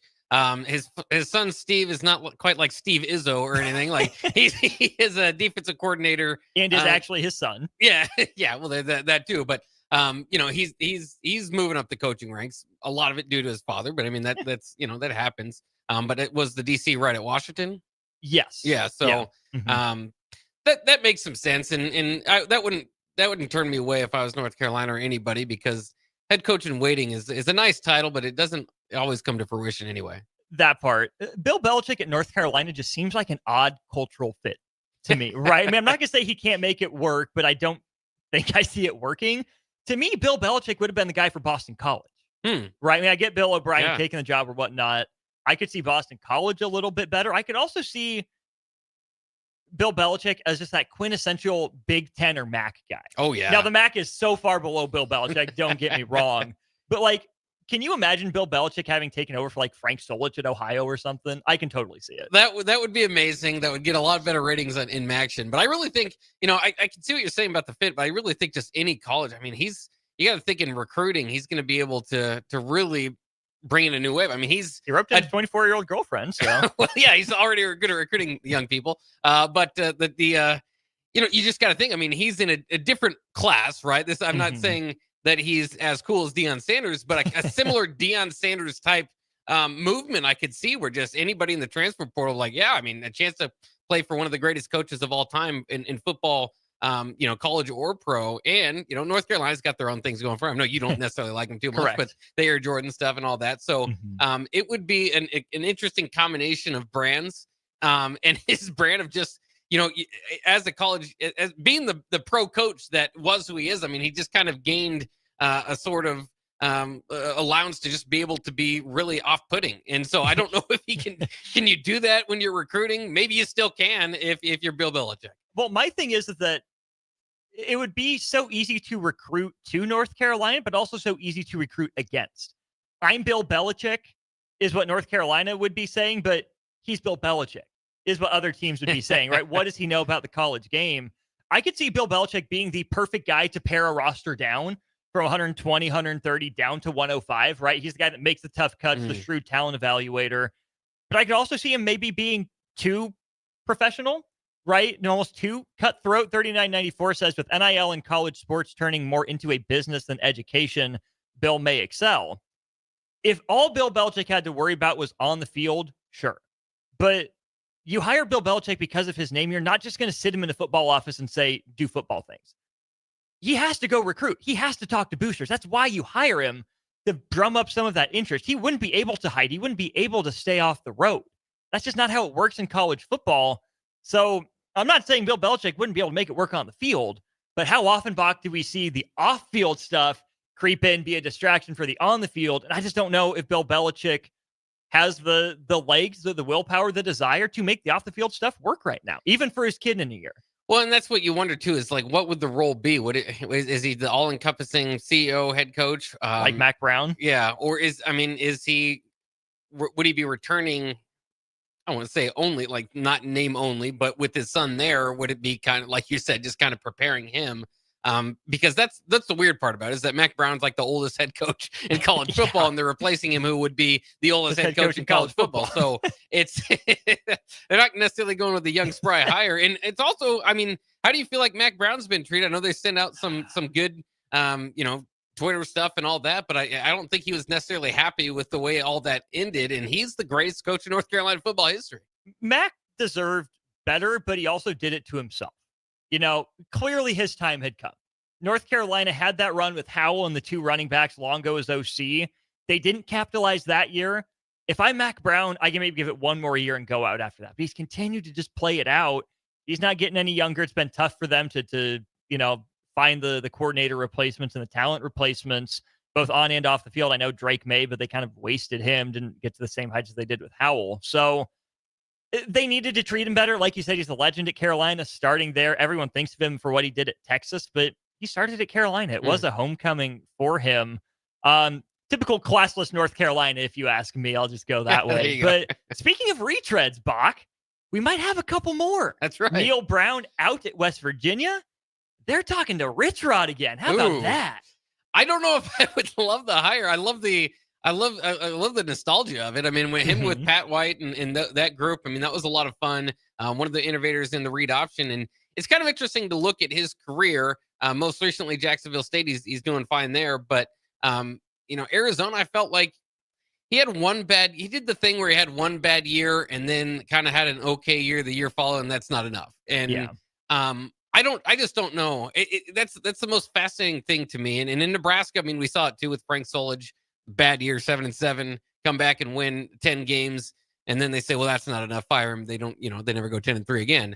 And so, sometimes it can be nice to let that pay off. That's what I kind of look at Iowa State, tomorrow. Yeah. At one time, their coach, they were, he was on top of the world, and Nebraska was going through the search and thinking, well, maybe it could be Campbell. And then he has a bad year, but they stuck with him, and now look where they are. They have their best season of all time. So just kind of interesting to see where that goes. I don't know if I'm necessarily out on Rich Rod, but I don't know. It seems like the time, his height was clearly like the timing hire was clearly the mid 2000s. Didn't work at all at Michigan. That was a big failure. But I don't know if he's as innovative, or you kind of say college football's caught up to him. But I'd be very interested to see it happen. And similar to kind of Mac Brown, like we just said, it's like, well, he may not be in his prime, but he was one of the best we've ever had. And so maybe you could see a similar story where you have success, but maybe not, after a few years, you kind of think, well, maybe we should reach for more. It's just so fascinating to me because I totally understand the temptation for the retread hire, the going back to the X, whatever it was. Rodriguez ends up leaving West Virginia to go to Michigan. Obviously, that's a step up in college football. Right after he's done at Michigan, he takes 2011 off. He's at Arizona. Then he had a big gap between Arizona and Jacksonville State, who's actually, funny enough, playing for a conference championship yet tonight. So there's that going on for that program in terms of distraction. You think about the rumors of Scott Frost back to Central Florida, right? That's one of the first names floated when Gus Malzahn took the John down, or it'd be up to Tallahassee, not down to Tallahassee, back up to the Panhandle. But then I think like even to Greg Schiano at Rutgers, right? When he came back, that move made more sense to me than bringing Mac back did. Made more sense to me than bringing Rich Rodriguez back would for West Virginia. West Virginia needs a spark, right? Rutgers is just Rutgers. Changing landscape, not the Big East, it's the Big Ten now. But Schiano's young enough. I think he really does have legit connections there. Rodriguez did some awesome stuff in Morgantown. But I just worry for the sake of his reputation, why run it back? Why risk it? I get he's probably not thinking about the risk. He thinks he's going to be successful, and that's what competitors think. But man, if I'm a West Virginia fan, I would almost want to leave that in the past. Thanks for what you did. It was fun. I like the memories where we're at. Don't work on ruining it. Well, and that's, as odd as it is, because Bo Pelini got fired, but I was a big Bo Pelini fan, but I kind of think the same thing. Like, people will say they should have just kept Bo and they would have eventually won a conference championship. And I felt like it wasn't that that it was wrong to let go of Bo. I think the hire that you made afterwards was the real problem. But I think now, like, the idea of like bringing back Bo, which obviously you're not in this conversation, I'm just throwing it out there. Like, if you would bring back Bo, his time has passed. Like his defensive coordinator job at LSU, who has an immense amount of talent, just didn't look like it was all that good. And really, I mean, his time was similar to what I was saying about the potential West Virginia coach here, is that his time was kind of the mid 2000s Big 12 era. And we saw kind of what happened once they went to the Big 10.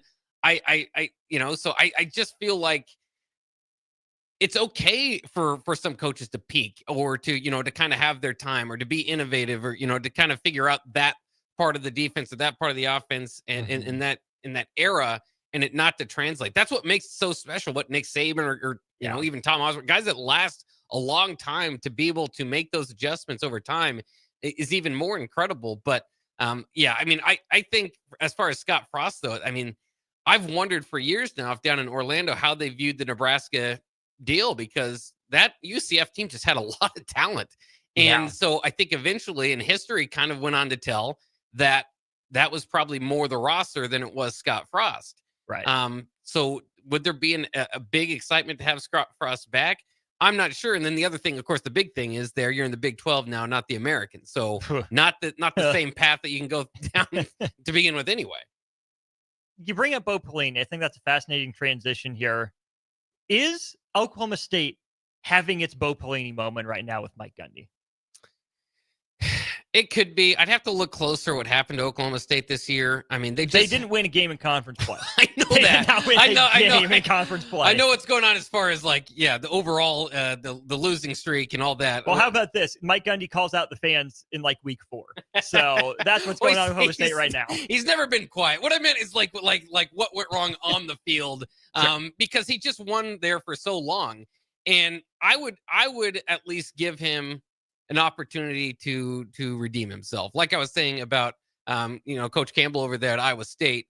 I mean, if you have it, and it's hard even as a Nebraska fan to think, would we be able to do that now? Of course, in the midst of trying to just get to a bowl game, it's hard to imagine going from 9 or 10 wins to 3 or 4, and if you would have the patience to give them another attempt. But I just think, from what I've seen, if you're going to do that, I think you've got to have patience in that year afterwards, right? You can't expect the world if this team just has 3 wins.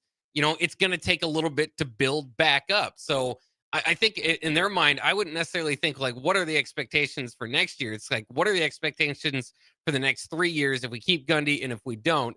And I'd again, he's talkative. The Ollie Gordon situation, I don't think was handled very well. And they were just supposed to be a good team. They just had so much returning talent, like an 8-year quarterback, again, Doak Walker award-winning running back, that without knowing exactly the specifics of kind of what went wrong this year for Oklahoma State on the field, I would be willing to give him more of an attempt, because it's like his first losing season in 22 years or something like that. One of the people I talk sports with the most outside of this building, his family is a big Oklahoma State family, and he was hating on the coordinators all year, offensive coordinator and defensive coordinator. I believe it was their DC was brought up from Division III. Okay, give the guy a shot. Fine, didn't work out because Oklahoma State lost Jim Knowles to Ohio State just a couple of years ago, and the offense kind of floundered right this last year with all the returning production coming back. I tend to be with you, Bach, because if it's run its course, it's run its course. You hope that Oklahoma State decision makers would have the best pulse of that, but also they're the most likely maybe to be blinded by emotion and get caught up in the moment, right? Mike Gundy has been at Oklahoma State since Les Miles left. His first year was 2005, and that remains to this day his only other losing season in Stillwater. Every other season, he won at least 6 games, and when he won 6 games, he won the bowl game to get you to 7. He had a 7-5 season where they lost the bowl game, but otherwise, Mike Gundy's been a winner. He won double-digit games 2010, 2011, did it with Dana Holgerson in 2013, 3 straight years of 10 wins in 15, 16, and 17. And then in 2021, they're playing for a shot to go to the college football playoff. If Oklahoma State beats Baylor, the Pokes are in the college football playoff. I have no doubt in my mind they end up just half a yard short. They don't get a touchdown. Baylor wins. And then just last year, 10-4, 9-3 regular season. They're playing for a conference championship, lose it, but then go and win the Texas Bowl. You don't want to fire a guy because of one bad season. Mike Gundy is a do more with less guy. The part that kind of rankles me is going to your greatest coach in program history, like plain and simple, and making demands with him, not working with him. And maybe this is what you have to do with a guy that's as hard-headed as Mike Gundy, is give him an ultimatum, this or that. Because if you let him bargain, maybe it's just going to get even uglier. But Oklahoma State, this is according to Pete Thamel, has discussed firing Mike Gundy for cause if he doesn't agree to the new contract that they're offering. And as of 1:30, Pete Thamel's tweet, Mike Gundy didn't know what this new contract had in it. You got to show the guy the contract. You got to show the guy and his agent the terms. You can't just say, sign this or you're gone. We'll find a reason to fire you. It wasn't good. It hasn't always been pretty. The highs for Gundy have been higher than the highs for Bo. The lows for Gundy have been lower than the lows for Bo. Not the exact same situation, but man, you just watched what happened in Norman. Made the wrong hire. I'm sorry, Brent Venables. You played a tough schedule this year after winning 10 games last year. Venables isn't a bad coach. He's not a college football playoff winning coach. I don't think he's a college football playoff semis coach. Maybe you can get Oklahoma in there eventually. Oklahoma State can't afford to pull an Oklahoma. Yeah, and it's just interesting too because last year he was the Big 12 Coach of the Year. Yeah, and again, going to that to winless is tough, but I just think you got to give him another opportunity here. Again, just had the Doak Walker Award winner 2 years ago. Just has done so much for that program. But you're right. Like I think you said that pretty well. It's like they should, like, from the outside we can see that. From the inside, they're so frustrated with this jarring losing season and not being able to pick up a win. But it's also, you just got to look at the instability of the Big 12 too. It's like, if we keep Gundy around and we can right the ship, then perhaps Oklahoma State can be on top of the Big 12. And I get, again, that's part of what hurts them, is that was the expectation this year. But, you know, again, you look at the top of that conference right now, it's not like any of those teams, I don't want to say have supplanted staying power, right? It's kind of flash in the pan right now. Will Coach Dillingham be at Arizona State in a few years if he keeps winning? Probably would be rising up. You know, Colorado, Dion, we all have our questions about that. Iowa State, again, maybe Coach Campbell will be there, but again, he's had his own ups and downs. Right. So it's just fascinating to see this in a standoff. It doesn't feel right. Again, we talked about Mac Brown. It just doesn't feel right for a long-term head coach that's given that much. And remember, he played quarterback there. He's Barry Sanders' quarterback. Yeah. You know, that's given so much to the program to be put in a rock and a hard place or a tough situation. I don't feel great about it, but I also don't know. The other thing is, if he is somewhat like a Mike Riley type of deal coming off a 3-9 season, I always kind of think about this. If you fire a coach and your coach rockets to the top of like the free agency market, as far as, you know, who would now everybody would be in after Mike Gundy, well, then maybe it's not such a bad coach to have to begin with. That part. It's complicated. There's a lot going on. We're getting some comments on YouTube and on the text line about Emmett Johnson and Marcus Satterfield. Here's the thing. We don't know. It's a lot of rumors. It's a lot of hearsay. We are not going to comment on it other than to tell you we are not going to comment on rumors. When stuff comes out, we will talk about what we officially know. He's Bach. I'm Austin. We're going to go to break. We got some Husker hoops to talk, some college football championship game picks to make, as well as we continue Old School. Watch Old School live on Facebook, YouTube, or Twitch. Old School with DP and J on 93.7 The Ticket and theticketfm.com. Empower a child today with the Teammates Mentoring Program. Hope is only a conversation away when you choose to share your talent, time, and heart with a child. Together, you can build a relationship based on strengths and chart a brighter future, 1 week at a time. Find out how you can be a mentor by visiting LincolnTeammates.org. Become what you needed as a kid by joining the Teammates Mentoring Program today. Select Plumbing is now servicing your area with no trip charges from Lincoln. Select Plumbing works on a variety of issues for your home and business, including general plumbing, water heaters, faucet and fixture repair, underground sewer and water repairs, backflow testing, and more. Keep your property free from leaks and other issues. Call today for a free estimate, 402-560-6197. It's not just Lincoln, Waverly, and the surrounding area anymore. It's also Seward and Milford with no trip charges. Contact Select Plumbing to inquire at 402-560-6197. When you were a kid, clubs were cool. Robotics club and space club and stuff like that. But what do adults get? Book clubs and quilting clubs? Nah, forget that. How about margarita clubs and old-fashioned clubs? Get to Upside Bar and Lounge for the best clubs in town. Try all 10 varieties of Upside margaritas or old fashions and take home a free souvenir glass. Grab the whole crew and pair it with taco night on Mondays or whiskey Wednesdays. Upside Bar and Lounge at 29th and Pine Lake. Load up on meat and more this winter at the Mercado by Certified Piedmontese. This week's special through December 17th is 15% off all wine and spirits and 25% off on thermometers. Locations at 84th and Havelock, 30th and Yankee Hill, and now 85th and Old Cheney in Lincoln, or 168th and Maple in Omaha. Get to the Mercado today for the best meat in town.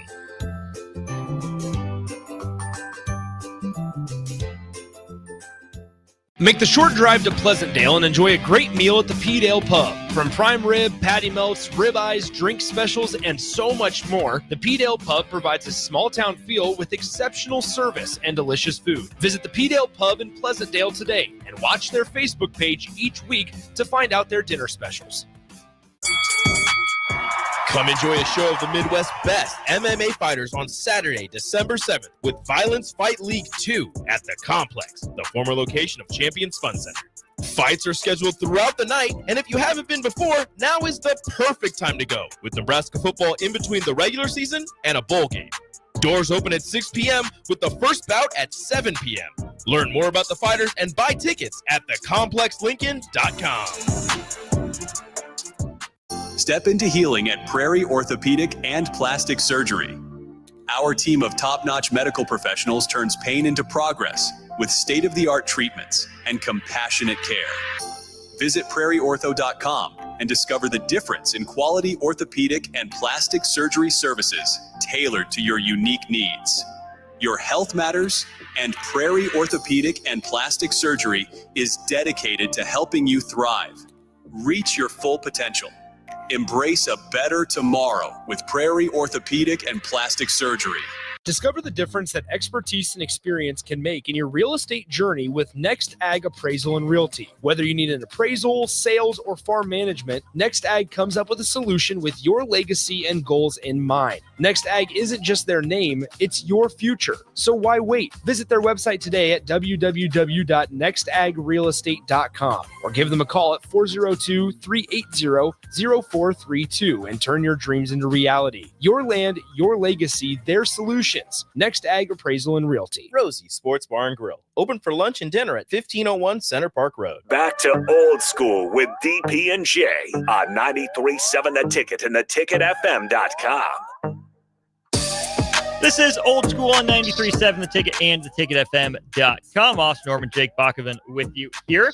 Don't forget, coming up tomorrow night at the Complex, an epic night of MMA fighting. Doors open at 6 p.m. with first fights at 7. 11 fights scheduled for the evening at one of the Midwest's fastest growing boxing and MMA venues. Book your tickets today at thecomplexlincoln.com for VFL2, the Lion's Den at the Complex, located at the Old Champions Fun Center. That's 1555 Yolanda Avenue, 15th and Cornhusker Highway. All right, Bach, let's talk some Husker hoops. Stricky and I somehow didn't find a way to get to this earlier today. We were rolling during On the Block with stuff from the text line.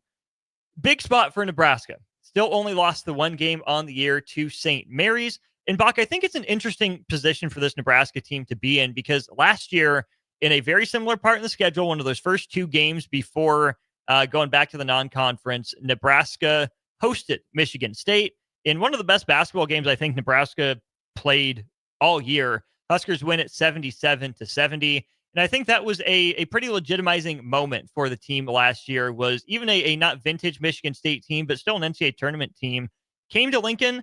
Nebraska won that game fair and square. Nebraska made a few more plays down the stretch.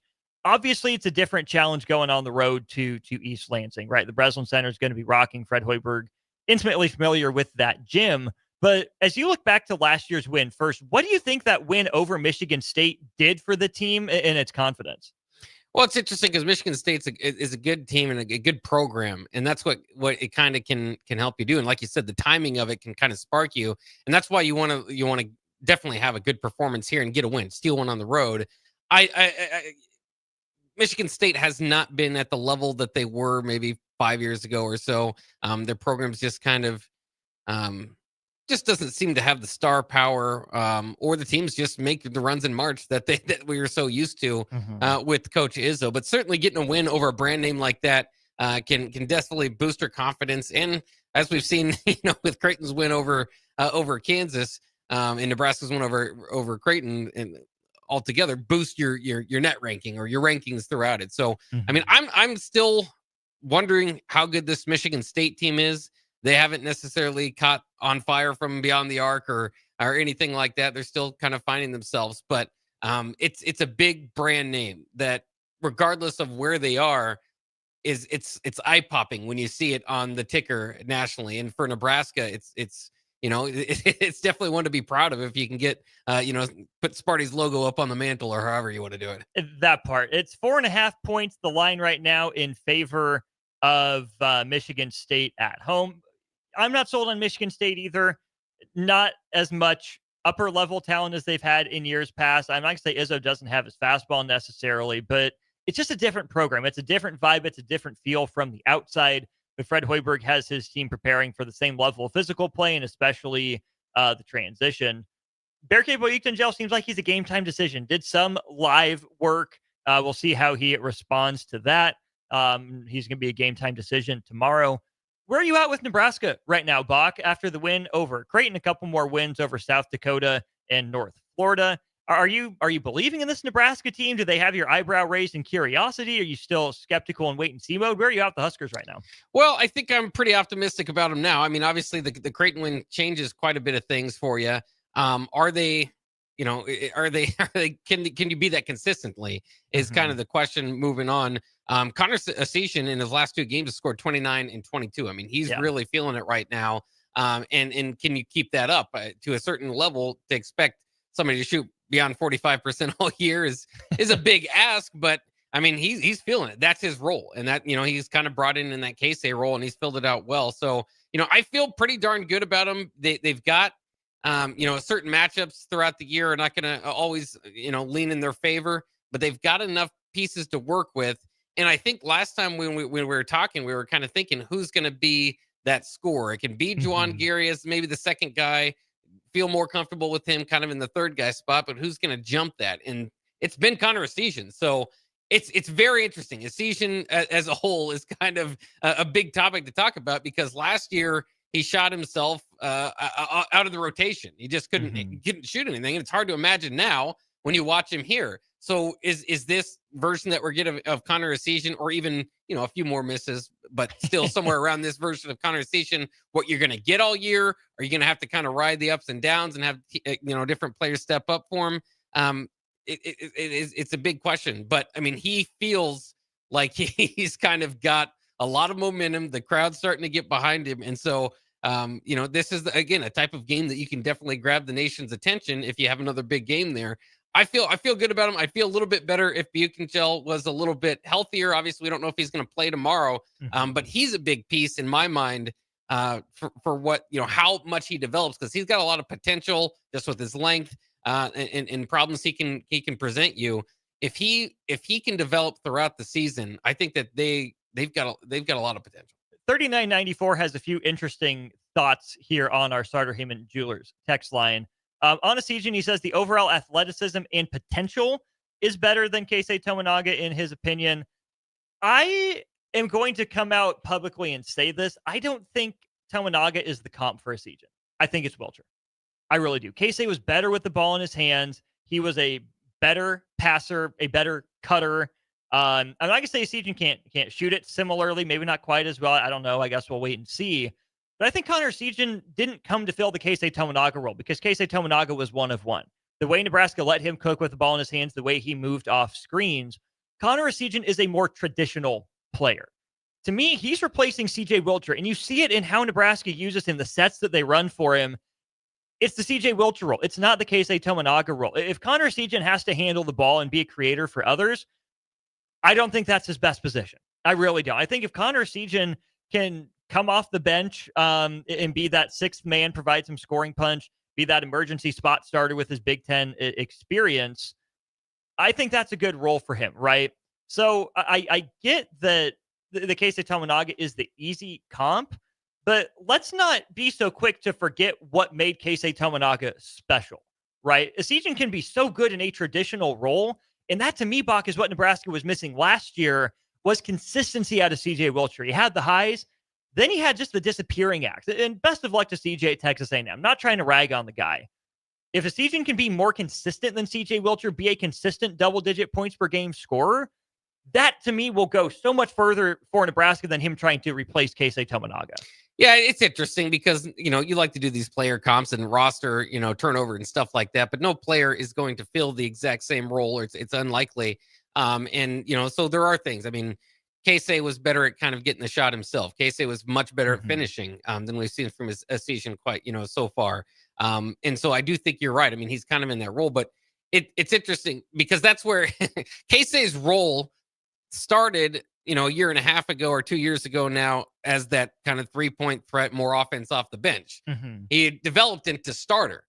And so from that point, that's where I kind of see Connor Esiason going, because I think that he's just going to be too much offense at a certain point for a team that's going to need some, that they might eventually need to play him as a starter. He's pretty close to starters minutes now. So how much that matters, is up for grabs. But that, that's kind of where Wilcher kind of thrived last year, was to be the bench scorer. So they've kind of, it's kind of a mesh of both their roles. But I mean, undoubtedly, if he's going to keep shooting the way he is, you're going to want more out of him, and then you're going to give him more minutes. But it's still interesting to see, do you want to move him into the starting role? Because you can kind of set the tone for a team that without Esiason is very much like a defensive-oriented team. And that's going to be how they're going to win a lot of their games. Esiason can give you a lot of pop, and if he's hitting that night, you can kind of turn into a bit of an offensive team. But he does not fit the bill defensively. I mean, that's what I'll say about Esiason so far. Teams go at him. He's just, absolutely on defense. And he's just, also, he's a shooter, and that's fine. And I don't want to limit to that. I mean, he's got enough athletic ability that he can pick up an assist here and there, or, help out and help defense. But he's really just a shooter. And that's why he's that's why he's playing in D1. That's why he's getting his minutes at Nebraska like he got at Wisconsin. So that's going to be the job that's expected of him. And again, that's why he was taken out of the role at Wisconsin. It wasn't that, well, he's not shooting well, but at least he's helping out here and there. It's like, well, no, if he's not shooting well, he's really going to kind of be a liability for you out there. Yeah. So it's just, that's why it's so fascinating to see if he can ride this hot streak, or more importantly, not make it a streak, make it who he is here at Nebraska. Then you've really got some potential with the team. If this is just kind of how he's doing now, and he ends up scoring 9 points in the year, per game in the year, then they'll just kind of have to change how they attack minutes, how they attack lineups, in the such. But right now, I mean, he's got to be, I don't know. Again, I don't know if he's going to shoot 45% from the year, but I don't think he's going to shoot he was shooting like 18% last year. He's got to be somewhere in the middle between there. And hopefully closer to 40% than not. I think 40% is a great mark for him to, no pun intended, shoot for. But if he's in that 38 range, I think that's good enough to say he's doing his job. He's doing what Nebraska brought him in for. Gavin Griffith definitely has to get up to 35, 36% for me to continue to see the role for him. One other thing from 39.94 here, pretty quick. The way Michigan State beat the Tar Heels, if Nebraska beats the Spartans, I might just lose my mind. Michigan State has a super good team, just very streaky. 39.94, appreciate the thoughts. I'm going to disagree on that. I don't think Michigan State is super good, and not right now. They play fast, they play a style, they have an identity, and that always makes a team dangerous. Akins is interesting, but not proven. Fears interesting, but not proven. Jace Richardson, I think I'm going to be a fan of. He's a bench piece for them. Got to watch out for him going off. Trey Holloman is interesting. They have really no wings. Frankie Fiddler, he hasn't lived up to the paycheck yet. Definitely an interesting storyline in this one, but yeah. I don't know. Having said that, he's going to come out and put up 30 on Nebraska. Sorry for jinxing advanced Husker fans. Well, he's shooting 20% or less than that, 19% from beyond the arc. So he's been a free throw merchant. So yeah, far. And good for him. He's getting to the line. But even the big men, right? I'm just not scared of him. Simon Zapala, no, absolutely not. Xavier Booker thinks he's a stretch five, and he's hitting the backboard more often than he's hitting the rim. Cohen Carr is intriguing as an athlete, but I don't know if Michigan State fully knows how to use him yet. Jackson Kohler doesn't scare me. And again, I'm not trying to say Michigan State is a bad team. They have an identity. They know how they want to play.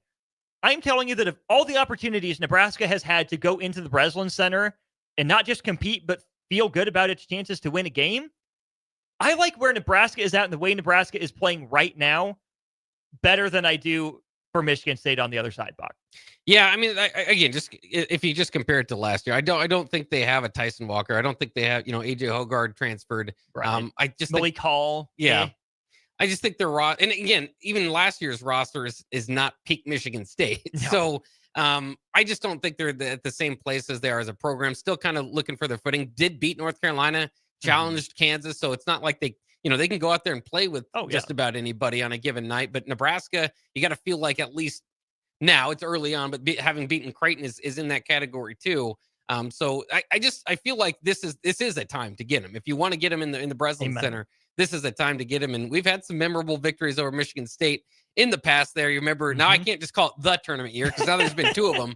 But in 2014, of course, that house sparked a big deal. And you mentioned last year too, beating them at home. But it's interesting just going back on that, Gary, who we've talked about, depending on the night, has to kind of step up and take that role. He led them last year with 20 points in that game. So I do think, again, especially without Berke, if he's not able to go, you're going to have to ask for more out of Gary. And again, as we've been saying all along, within his role, not searching for shots, but just kind of finding them as the game flow goes on. Don't misconstrue anything I said as to saying Nebraska, should win or has an easy time against Michigan State. I just like the position Nebraska's in. That's all I'm saying. Nothing more, nothing less. He's Bach. I'm Austin, 5637. Really appreciate your kind words, my man. It really does mean a lot to hear that you're enjoying the show. We'll be right back to put a bow on Old School. Get you set up for the Corner 3 right after this. You're listening to Old School with DP and J. Download the mobile app and listen wherever you are on 93.7 The Ticket and theticketfm.com. Come enjoy a show of the Midwest's best MMA fighters on Saturday, December 7th with Violence Fight League 2 at the Complex, the former location of Champions Fun Center. Fights are scheduled throughout the night, and if you haven't been before, now is the perfect time to go, with Nebraska football in between the regular season and a bowl game. Doors open at 6 p.m. with the first bout at 7 p.m. Learn more about the fighters and buy tickets at thecomplexlincoln.com. Perch Merch is your one-stop shop for all your printing and promotional needs in Lincoln, Nebraska. They specialize in screen printing, embroidery, vehicle wraps, window wraps, print collateral, promotional products, and signage. At Perch Merch, they are committed to delivering high-quality products and exceptional customer service. Their experienced team of designers and printing professionals will work with you every step of the way to ensure that your vision is realized. Call for a quote today at 402-217-5212 or go to perch-merch.com. Load up on meat and more this winter at the Mercado by Certified Piedmontese. This week's special through December 17th is 15% off all wine and spirits and 25% off on thermometers. Locations at 84th and Havelock, 30th and Yankee Hill, and now 85th and Old Cheney in Lincoln, or 168th and Maple in Omaha. Get to the Mercado today for the best meat in town.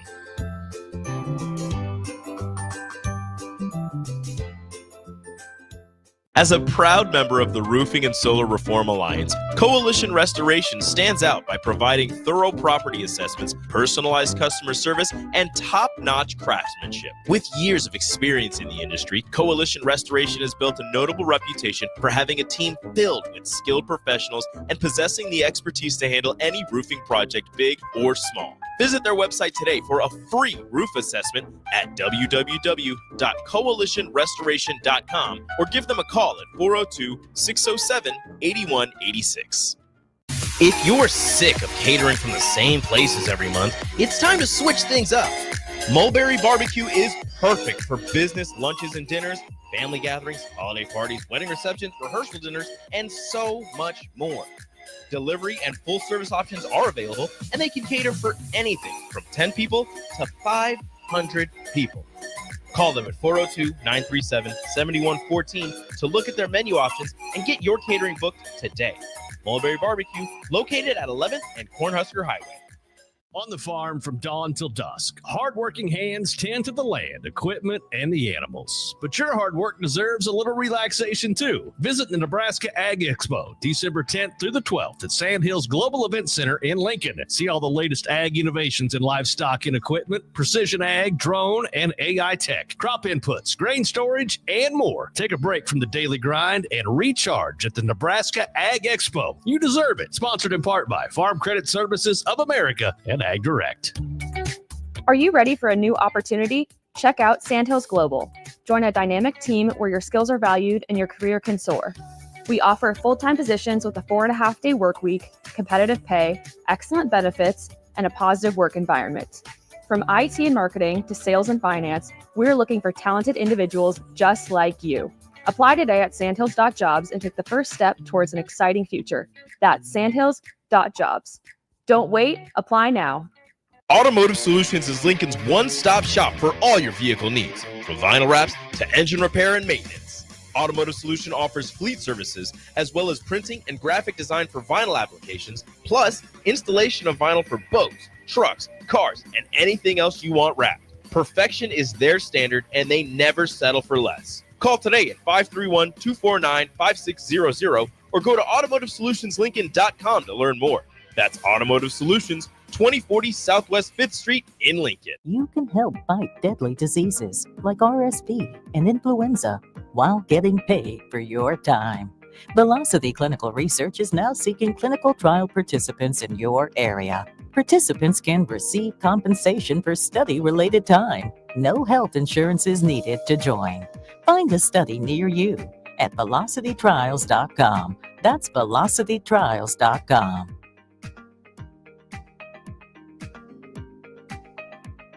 Nebraska's Christmas Light Show is back and bigger than ever. The Magical Lights of Lincoln Christmas Show runs from Black Friday through New Year's Eve at Sandhills Global Event Center. Bring the family for a show they'll never forget, featuring over 1.5 million lights. Cost is $25 per vehicle from Monday through Thursday, $30 on Friday and Saturday, and also $30 on Christmas Eve and Day.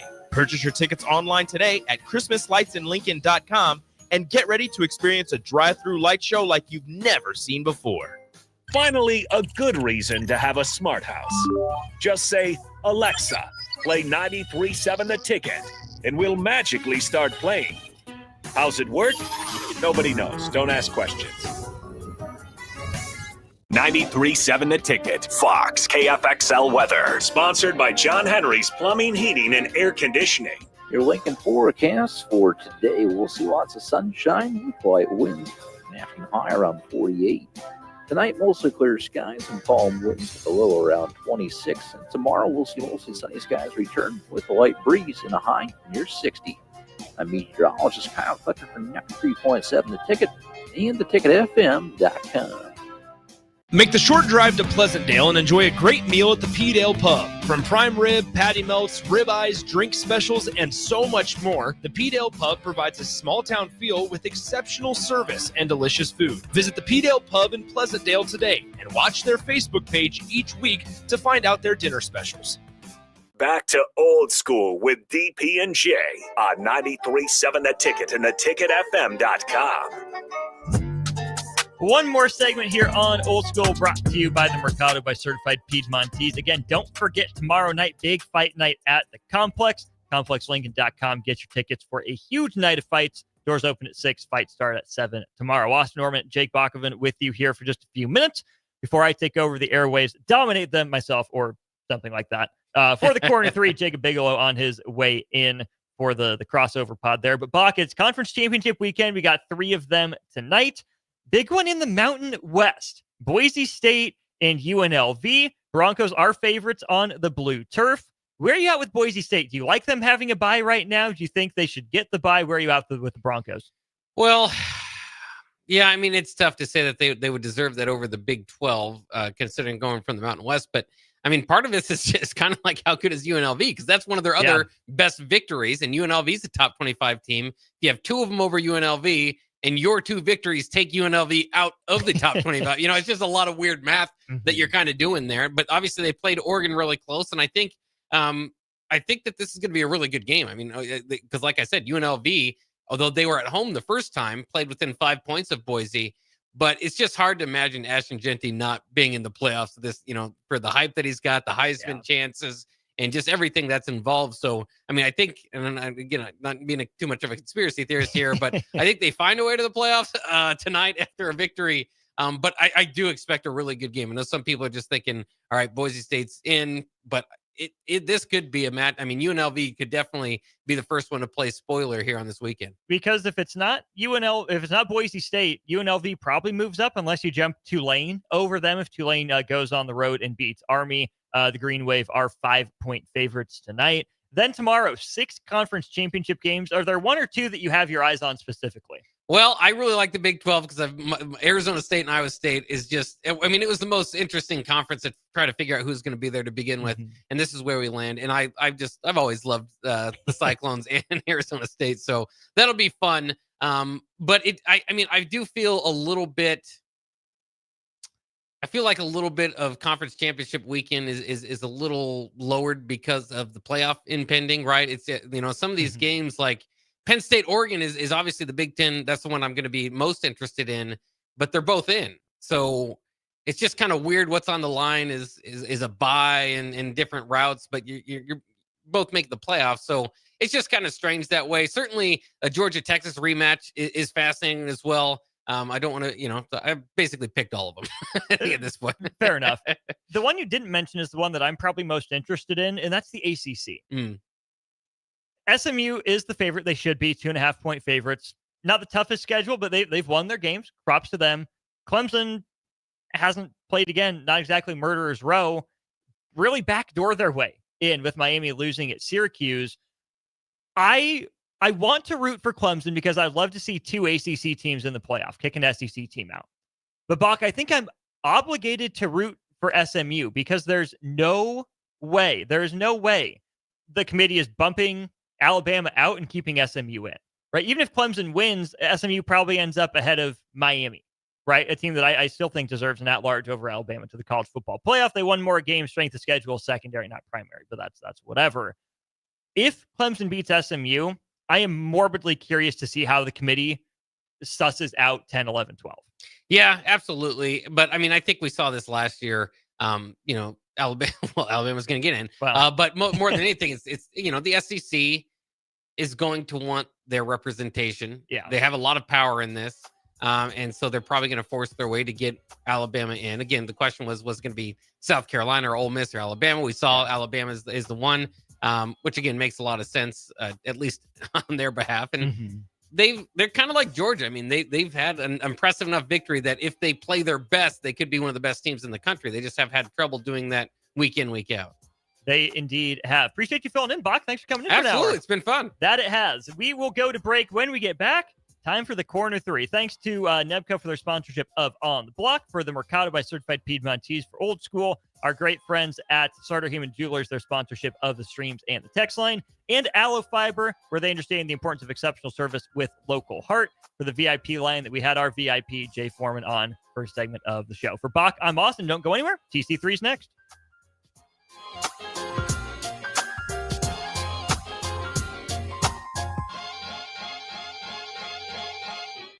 This is Lincoln's home for sports talk on the FM dial. Also online at theticketfm.com. On the internet. KNTK FM Firth, 93.7 The Ticket.